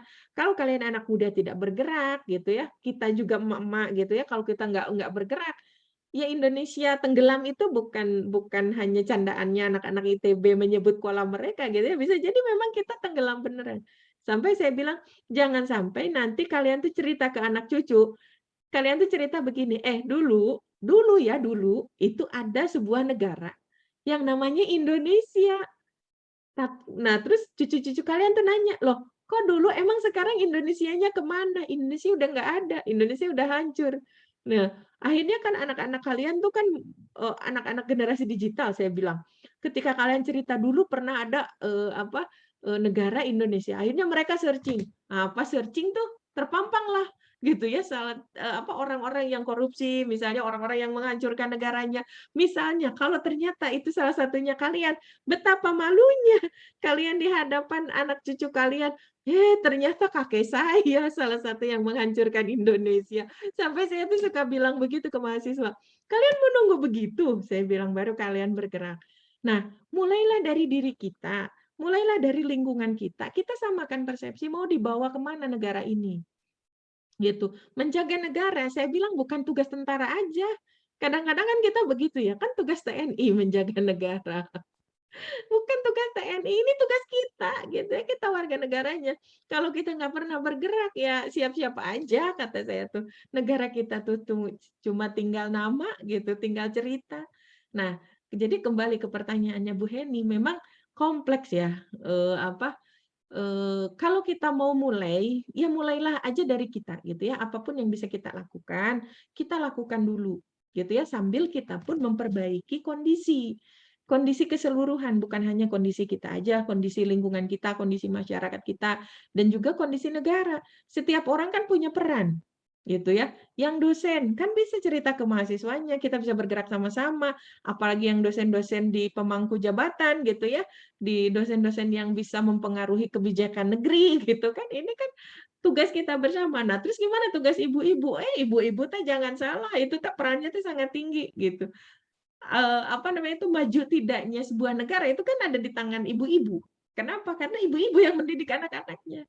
Gitu. Kalau ibu-ibunya pada diem, ibu-ibunya juga males, literasinya nggak jalan gitu, ya gimana kita mencetak generasi-generasi yang lebih baik dari kita semua, gitu. Nah, jadi awali orang-orang yang memang bisa melakukan sesuatu di lingkungannya, lakukan, gitu. Salah satunya misalnya kalau saya kalau beli buku sendiri kan lumayan ya. Nah, saya, biasanya ya ada teman-teman yang misalnya, itu buku-buku anak saya udah nggak dipakai, mau nggak nerima?" "Ya boleh." Biasanya saya tampung, saya sortir gitu ya, lihat-lihat mana buku-buku yang memang masih bagus, masih layak. Nah, biasanya buku-buku yang masih layak, itu saya simpen di perpustakaan. Kalau yang udah layak, saya simpen di perpustakaan pribadi. Nah, atau misalnya buku-buku yang ceritanya nggak terlalu bagus sebetulnya. Nah, itu biasanya saya sortir. Kalau anak-anak pegang buku itu biasanya saya dampingi. Karena ceritanya, misalnya nggak bagus gitu ya, ada cerita.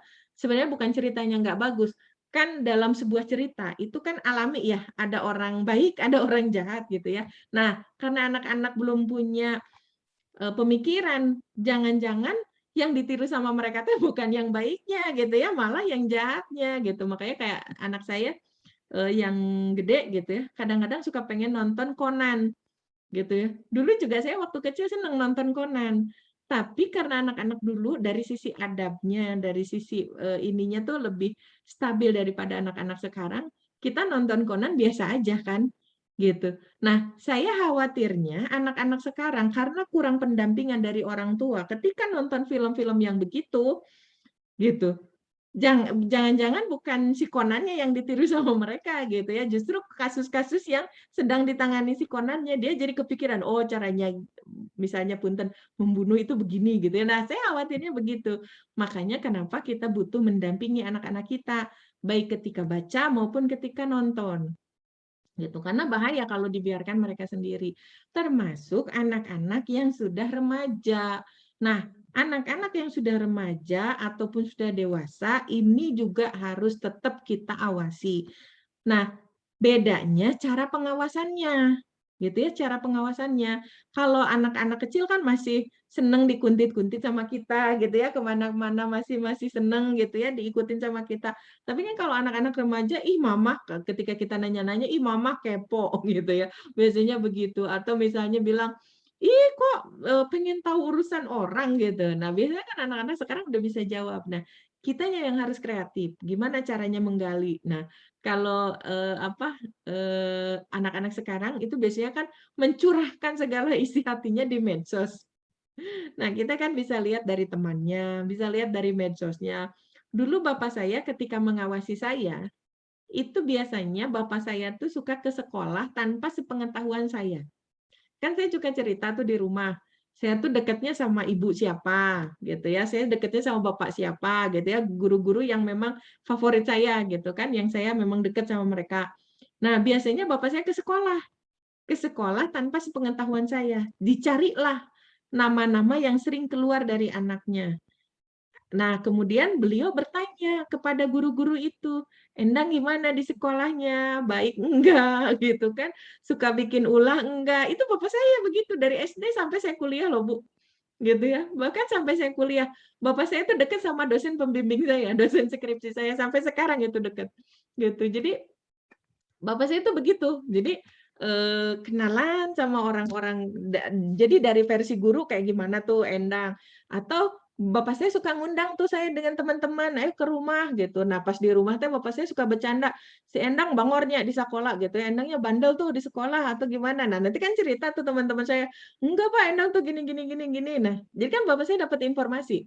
Nah, kalau zaman dulu kan belum ada medsos ya, jadi cari tahunya tuh lewat temennya, lewat gurunya gitu. Jadi pengawasannya begitu, karena bapak saya tahu kalau saya, dikukuntit gitu ya, orang udah gede, ih kan nanti diketawain lah sama temennya, "Kamu gede-gede diikutin emaknya atau bapaknya," kan jadinya menjatuhkan wibawa anak. Jadi kalau bapak saya begitu dulu.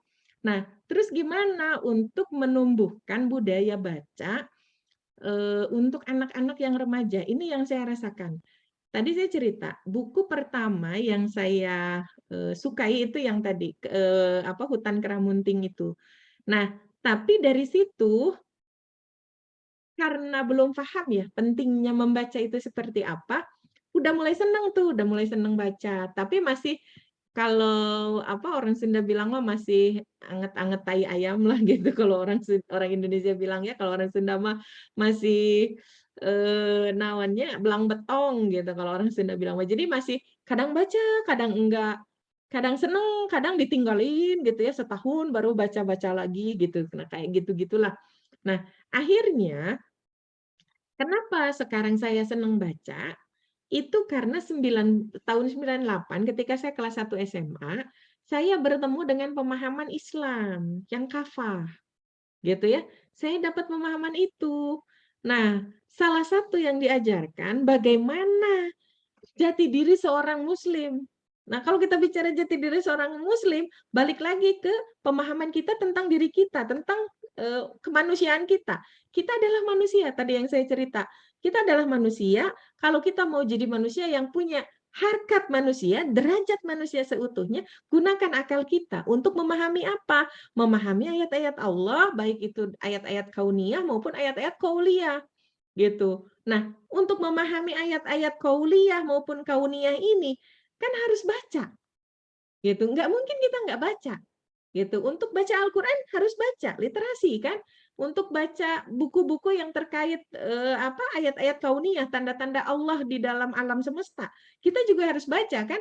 Baca buku kimia lah, baca buku biologi atau tentang antariksa atau apapun. Itu harus baca.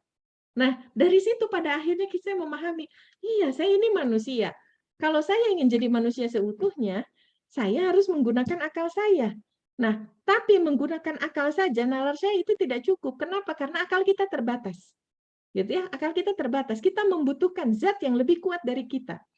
Nah, dan zat yang lebih kuat dari kita, pencipta kita, itu sudah memberikan apa? Tuntunan sama kita dalam bentuk apa? Al-Quran.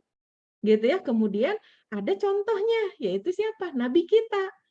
Gitu. Dan setiap perkataannya Nabi, perbuatannya Nabi itu ada kumpulannya, yaitu hadis. Nah, untuk memahami hadis, nggak bisa kita kalau nggak belajar baca kan, terutama belajar bahasa Arab gitu, karena itu pintu pembuka untuk memahami itu. Nah, dari situ akhirnya saya karena punya pemahaman, oh iya, gitu ya. Kalau saya mau jadi manusia yang seutuhnya, manusia yang benar-benar bermartabat manusia, saya harus bisa baca, saya harus senang baca, mau nggak mau. Apalagi kalau kita bicara permasalahan hidup yang terus berkembang, gitu. Nggak cukup pengetahuan kita yang dulu-dulu, gitu. Karena udah ketinggalan, gitu. Karena sekarang kan permasalahannya semakin berkembang. Zaman kita dulu nggak ada tuh yang namanya laptop, gitu. Tapi sekarang anak-anak kita, mereka ketemu laptop. Mau belajar aja di laptop gitu. Kalau kita nggak nyari pengetahuan, kita akan ketinggalan. Nah, kalau saya yang saya rasakan itu pada akhirnya, Bu. Jadi pertama, memang wajar orang-orang menengah ke bawah nggak punya fasilitas. Yang kedua, nggak ada yang mengedukasi. Nah, dari mana kita memulainya? Kalau kita ibu-ibu, kan akan sangat enak kalau kita ngobrol dengan sesama ibu-ibu kan, gitu. Biasanya agak susah kalau kita langsung ngomong ke anak muda. Gitu ya, kita ngobrol sesama ibu-ibu dulu. Gitu ya, kita samakan persepsi bagaimana pentingnya literasi gitu. Nah, kemudian biasanya mereka gitu ya, kalau orang-orang yang sibuk dengan urusan mereka, terutama urusan perut ya, karena ya tadi untuk makan aja susah gitu. Biasanya mereka nggak usah pusing-pusing lah, nggak usah mikirin itulah, biasanya begitu. Nah, tapi kita ajak ngobrol. Tentunya kan kita nggak ingin kondisi kita begini terus. Gitu, kita ingin berubah kan. Nah, salah satu perubahan itu bisa kita capai kalau kita sudah melek. Gitu ya, kita sudah melek terhadap kondisi kita, melek terhadap kondisi orang lain, gitu ya. Dan perubahan itu diawali oleh kita, bukan oleh orang lain. Dan itu yang selalu Bapak saya ajarkan dulu ketika kecil. Bapak saya itu selalu bilang kayak gini. Ibu Bapak saya itu lulusan SD, Bu. Gitu ya. Saya alhamdulillah sekarang lagi S3. Yang menariknya, walaupun mereka lulusan SD, itu ajaran-ajaran mereka itu selalu memotivasi saya akhirnya sampai mau belajar gitu ya. Salah satunya mengembangkan terus budaya literasi sampai sekarang. Nah, yang mereka lakukan adalah begini. Saya kan suka dibawa tuh ke sawah.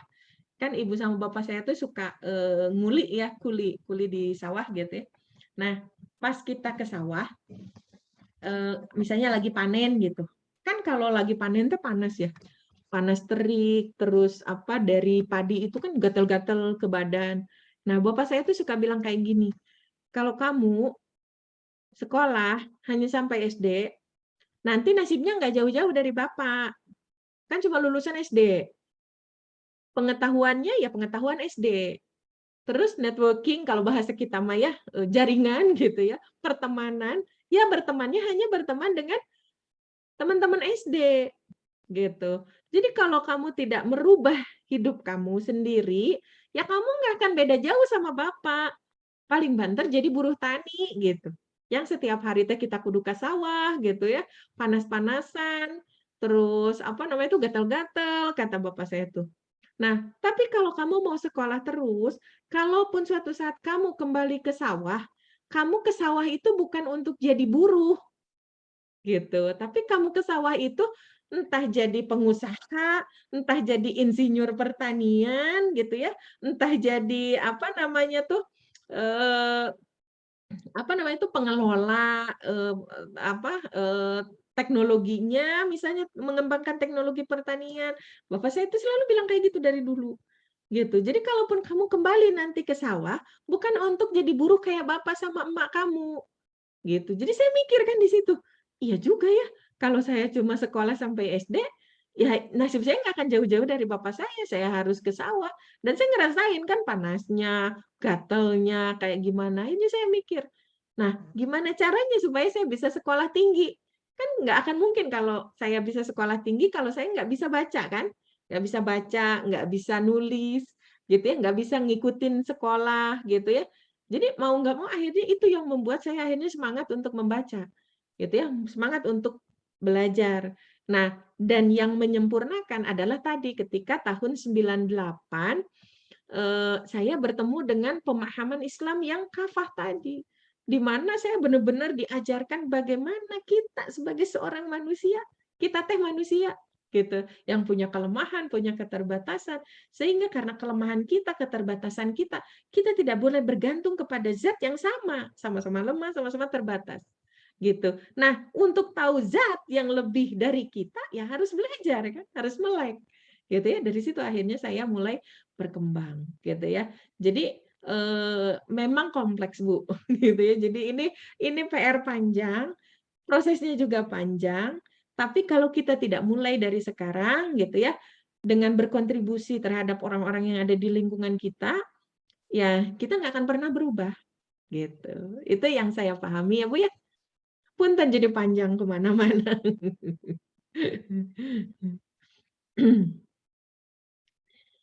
Oke, kita lanjut aja dulu ya, Bu, ya, ke pertanyaan yang di chat. Ini dari Bu, Yanti. Izin bertanya, bagaimana menumbuhkan kembali minat baca atau budaya literasi pada anak yang sekarang sudah ABG dan lebih senang main game di HP? Nah, ini tantangan yang berat ya, Bu, ya. Berat sekali. Saya beberapa kali, kebetulan saya di kampus itu ikut di lembaga, kampus yang menangani konseling untuk mahasiswa ya, bimbingan konseling dan mahasiswa pendampingan mahasiswa Polban. Nah, beberapa kasus yang saya tangani adalah kasus-kasus yang kecanduan gadget, gitu, kecanduan gadget. Nah, ketika saya telusuri, memang kasus ini berawal dari pembentukan jati diri ya, pembentukan jati diri. Dan ketika kita bicara jati diri, kita akan kembali ke rumah. Kenapa ke rumah? Karena rumah itu adalah tempat pertama anak-anak kita hidup, gitu. Nah, eh, ketika kita bicara pendidikan di rumah, ibu dan bapak itu punya tempat yang khusus di hati anak-anak. Ketika anak-anak berkembang, ini dua-duanya harus dapat, baik dari ibunya maupun dari bapaknya. Nggak bisa seorang bapak menyerahkan ke ibunya, kan ibu yang sering ketemu anak, nggak bisa. Atau ibunya yang, ya udahlah bapak mah nggak usah, biar ibu aja yang mengenangani, nggak bisa. Gitu ya. Pendidikan anak itu adalah tugas bersama antara ibu dan bapaknya. Nah, ketika salah satu peran ini tidak berjalan dengan baik, biasanya akan menyebabkan krisis jati diri di anak tersebut. Nah, ini saya cerita kasus-kasus yang saya tangani ya, belum menjawab pertanyaannya Bu Yanti. Nah, kemudian gitu ya, dari krisis jati diri itu akhirnya anak-anak mencari pengisi kekosongan hatinya dia kan, yang harusnya di hati itu diisi oleh ibunya, oleh bapaknya, gitu ya. Nah, karena ada yang hilang perannya di situ, salah satu misalnya, nah, anak ini kan akan mencari perhatian yang lain untuk mengisi kekosongan itu. Nah, perhatian yang lain inilah gitu ya yang dimanfaatkan oleh orang-orang yang tidak bertanggung jawab gitu. Atau perusahaan-perusahaan yang memang hanya memikirkan untung gitu. Hanya memikirkan untung, nggak peduli generasi rusak, yang penting perusahaannya untung. Dengan apa salah satunya? Ya menciptakan arena-arena permainan yang sangat disukai oleh anak-anak sekarang. Jadi udah mereka krisis jati diri, ditambah serangan gitu ya dari luar, maksudnya dari orang-orang yang memanfaatkan kelemahan jati diri si anak tersebut, gitu ya, entah itu ke games, entah itu ke narkoba, entah itu kemana gitu ya, kenakalan-kenakalan yang lain. Nah, akhirnya si anak ini karena memang labil kan jati dirinya, maka dia akan mudah terbawa. Kalau itu yang kasus-kasus yang saya tangani yang berat ya, yang kecanduan games berat, gitu ya, yang kecanduan narkoba berat gitu. Nah, atau kasus-kasus penyimpangan yang lain. Nah, bagaimana dengan sekarang anak-anak gitu ya, yang sebetulnya keluarganya baik-baik saja, tapi mereka juga ikutan. Nah, ini yang sebetulnya kenapa dari tadi saya bicara kita butuh negara di sini. Kenapa? Karena negara itu benteng utama, benteng pertama yang akan menjadi pelindung warganya. Ketika negara itu punya panduan atau punya grand design yang jelas, rakyatnya mau dibawa kemana, kan harusnya menyiapkan semua semua pendukung kan, baik dari sisi jajarannya, kemudian perangkat-perangkat yang lainnya, dan itu diturunkan sampai ke bawah. Nah, ketika ada yang miss di situ, maka akibatnya akan merembet kemana-mana. Nah, yang punya otoritas untuk menyaring informasi dari luar, segala sesuatu yang parah dari luar, itu kan negara. Ibu-ibu itu nggak punya otoritas, gitu. Nah, orang tua itu nggak punya otoritas itu kalau sudah terkait dengan kebijakan. Nah, sekarang ibu-ibu gitu ya membatasi anak-anaknya gadget. Sementara kebijakan membuat anak-anak itu mau nggak mau harus bersama dengan gadget. Yang namanya anak, kalau tidak didampingi, kalau kitanya nggak ketat, mereka pasti akan ngikut. Gitu ya.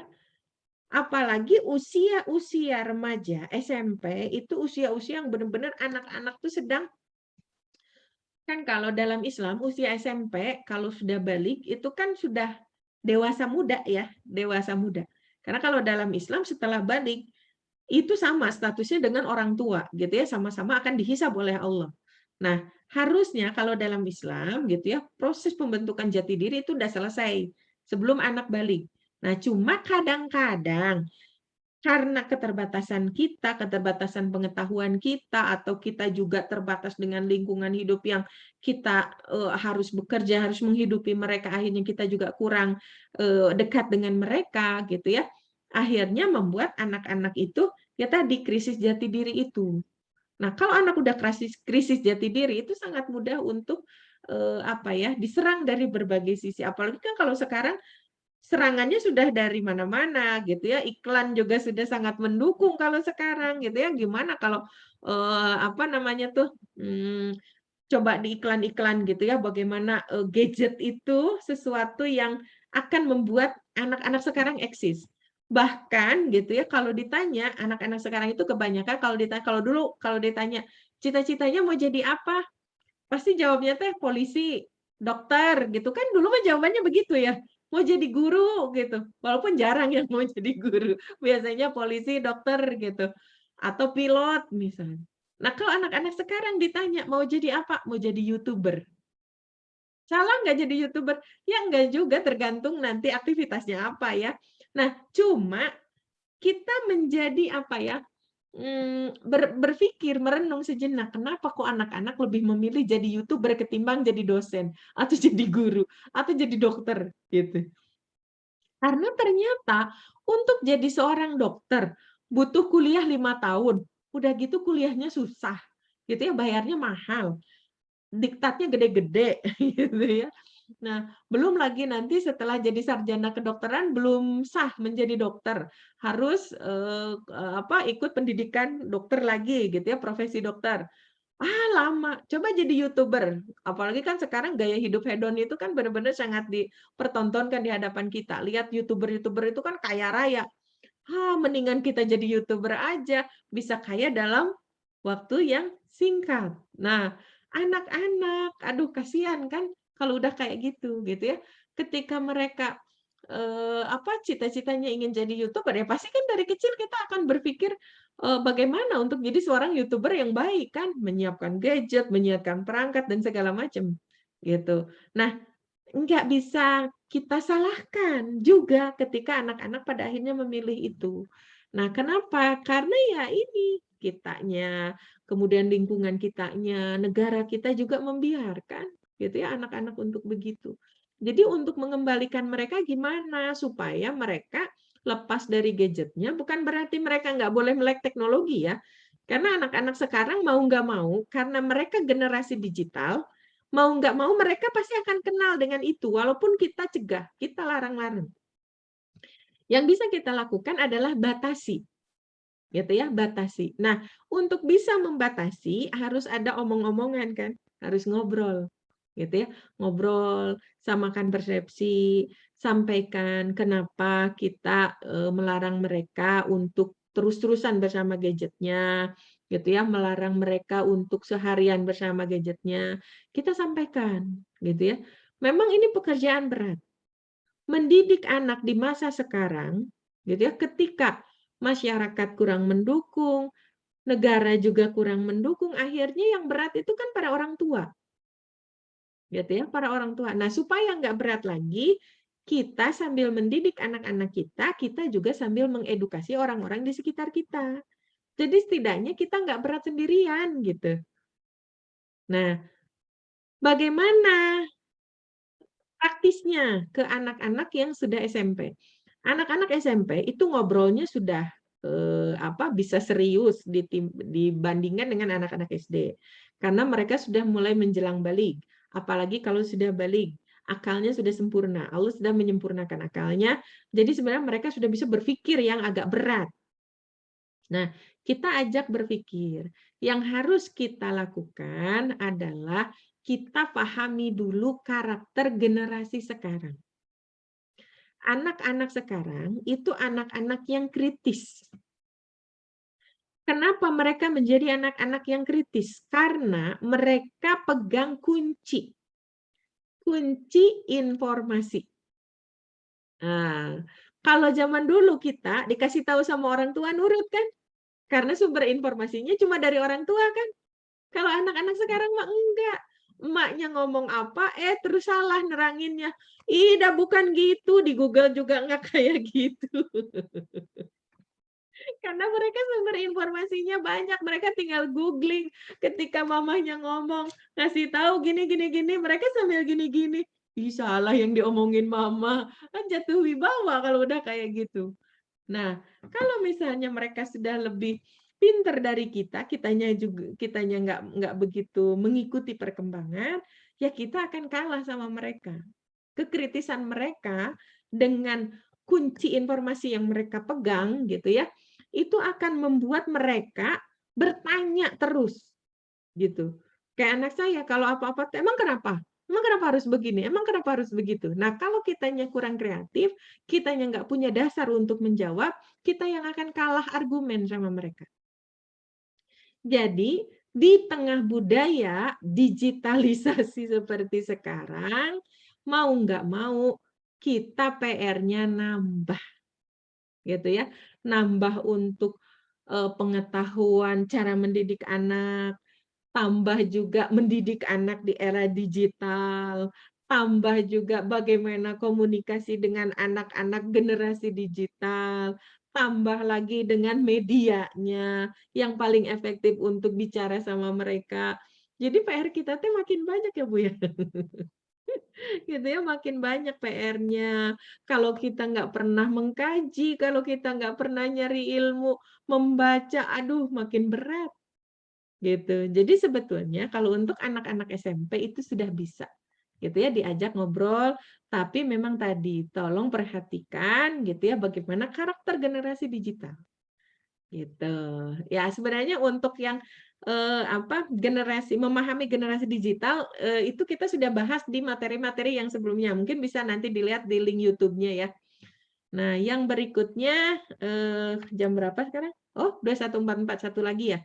Izin tanya, bagaimana cara menumbuhkan cinta baca kalau kita mempunyai masalah dalam memahami sesuatu dengan membaca? Nah, kuncinya tadi ingat, membaca itu adalah keterampilan. Memahami juga itu keterampilan, kemampuan kan? Kemampuan, kalau kita bicara kemampuan, skill, gitu ya, kita bicara keterampilan, maka akan bicara jam terbang. Gitu, kita akan bicara jam terbang. Kalau kita kesulitan memahami suatu bacaan, jangan berhenti membaca. Tapi teruskan membaca, buat resume, kemudian konsultasi sama orang yang sudah terbiasa dengan hal-hal yang berkaitan dengan kegiatan memahami bacaan. Jadi kita janjian, misalnya, gitu ya, Umu Atar mau baca buku apa, bikin resume, gitu ya, bikin resume sendiri. Nanti bisa konsultasi, misalnya ngobrol sama saya, misalnya, gitu ya. Teh, saya habis ngobrol buku ini. Habis ngobrol, habis baca buku ini. Saya sudah buat resume. Nah, Teteh udah pernah baca belum buku itu? Misalnya, kalau saya udah pernah baca, oke, kita bisa sharing, gitu ya. Kita bisa sharing resume Umu Atar kayak gimana, resume saya seperti apa, kita bisa bertukar pikiran. Yang Teteh pahami kayak gimana, ini yang saya pahami. Jadi cari orang, cari partner. Nah, kalau misalnya ternyata partner kita belum membaca tentang buku itu, boleh nggak kita meluangkan waktu sama-sama gitu ya? Saya kasih waktu untuk baca dulu, nanti kita diskusi gitu. Jadi jangan berhenti, atau kita by email gitu ya. Saya membaca ini tentang buku ini. Kemudian saya menuliskan resume buku itu. Nah, nanti dicek gitu. Kalau dulu supervisor saya ketika di Belanda, kalau cara ngecek pemahaman, dia biasanya beliau menyarankan saya, kan saya misalnya bikin tulisan nih, bikin tulisan tentang sesuatu. Beliau suka nyuruh saya untuk minimal saya nge-share ke 2 orang sebelum saya publish ya. Nge-share ke 2 orang. Siapa 2 orang itu? Pertama, orang yang ahli, yang paham bidang saya. Untuk ngecek konten, ngecek isinya, udah benar atau belum. Yang kedua, gitu ya, saya harus menghubungi orang yang awam sama sekali di bidang saya. Untuk ngecek apa? Ngecek alur pembicaraan. Dia bisa nangkep nggak isinya? Apa yang saya tulis? Gitu. Jadi, kata supervisor saya, kalau misalnya para ahli itu sudah oke, ya, kontennya benar, gitu kan. Nah, dan para ahli juga pasti kan punya pengalaman kan, pengalaman untuk nulis. Mereka juga pasti akan ngasih wejangan-wejangan lah sama kita. Nah, kemudian yang kedua adalah ngecek ke orang awam di bidang itu untuk ngecek alurnya. Mereka bisa nangkep nggak, walaupun pasti nggak akan paham betul tentang isi secara detail ya. Ya minimalnya dia bisa menceritakan kembali nggak apa yang saya tulis. Nah, biasanya begitu. Itu untuk yang nulis. Sekarang bagaimana untuk yang baca? Yang baca itu bisa konfirmasi ke siapa? Yang nulis. Kan setiap penulis itu pasti menyertakan kontak ya. Misalnya email kah atau media sosial kalau sekarang gitu ya. Biasanya mereka menyertakan kontak yang bisa dihubungi oleh para pembaca. Nah, kita bisa diskusi dengan orang lain yang sudah membaca buku itu atau diskusi langsung dengan penulisnya. Benar nggak yang saya pahami dari bacaan yang saya baca yang Anda tulis? Gitu. Jadi, kita bisa kontak langsung dengan, penulisnya, gitu. Itu salah satu latihan untuk meningkatkan pemahaman kita terhadap sebuah bacaan. Jadi, kita bisa konsultasi ke orang yang sudah berpengalaman, gitu ya, dan juga sudah membaca bukunya, atau kita bisa langsung konsultasi dengan penulisnya. Benar nggak gitu ya pemahaman yang saya tangkap dari isi bacaan yang sudah penulis itu tulis gitu. Nah, kalau mau sekalian gitu ya, ini kalau mau sekalian nih saran saya, mau sekalian ngecek pemahaman, kalau dirasa itu bukunya bagus dan penulisnya mau sharing, sekalian aja kita jadi event organizer. Untuk apa? Bedah buku. Jadi ilmunya dapat, kita juga bisa mengedukasi orang-orang di sekitar kita dengan mengadakan bedah buku tadi, gitu. Nah, jadi kita bisa ngecek pemahaman kita, orang lain langsung dari penulisnya, orang lain di sekitar kita juga dapat ilmunya dari buku yang kita baca, gitu. Begitu kalau saran saya. Jadi jangan berhenti kalau kita punya kesulitan untuk memahami. Karena tadi, literasi itu kaitannya dengan kemampuan. Kalau kita bicara kemampuan, kaitannya nanti akan bicara jam terbang, kebiasaan, berusaha terus, kayak jam terbang itu kan sebenarnya untuk pilot ya awalnya. Jadi pilot itu akan dikatakan mahir dalam menerbangkan pesawat, itu kan dilihatnya dari indikator jam terbangnya. Sudah berapa ribu jam terbangnya, gitu ya. Kalau minimal berapa ribu, oh berarti pilot ini sudah senior nih. Dia sudah berpengalaman, dia sudah ahli. Nah, istilah jam terbang akhirnya dipakai untuk istilah-istilah yang lain. Kan sebenarnya untuk pilot awalnya, gitu ya. Tapi untuk bidang-bidang yang lain akhirnya dipakai jam terbang itu maksudnya seberapa sering kita latihan, seberapa sering kita praktek, gitu ya. Nah, keseringan itu gitu ya akan menentukan kualitas kita. Jadi kalau kita mau semakin mahir memahami suatu bacaan, semakin sering membacanya, semakin sering membuat resumenya, semakin sering bercerita tentang isi bacaannya, dan semakin sering berdiskusi dengan orang lain yang pernah membaca itu. Gitu ya. Itu kalau jawaban yang bisa saya sampaikan. Berhubung sudah jam 21.51, mohon maaf ini lebih banget ya waktunya.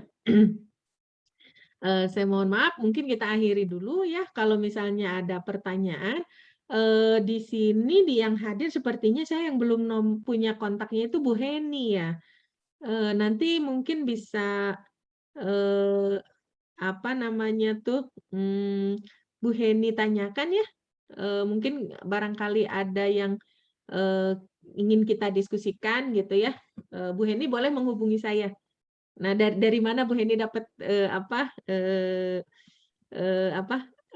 undangan acara ini gitu ya? Bisa ditanyakan ke beliau mungkin. Dari itu, dari WA grupnya yang dibuat oleh Teh Nikmah. Oh, yang itu, yang grup bahasa. Oh, yang Umu Adit itu, Bu? Iya. Oh, siaplah nanti sama saya disimpan berarti nomornya. Iya, masih ada yang mau ditanyain, nanti boleh wapri aja apa gimana? Iya, boleh. Nanti kita WA-an aja ya, Bu ya. Ya, Iya. soalnya waktunya terbatas kalau malam ini. Ya, jazakallahu khairan. Ya, wa iyaki, Bu. Ya, kita tutup dulu dengan istighfar 3 kali, doa akhir majelis dan hamdalah. Astagfirullah. Subhanakallahumma bihamdika asyhadu alla ilaha illa anta astaghfiruka wa atubu ilaik. Alhamdulillahirabbil alamin. Assalamualaikum warahmatullahi wabarakatuh. Waalaikumsalam.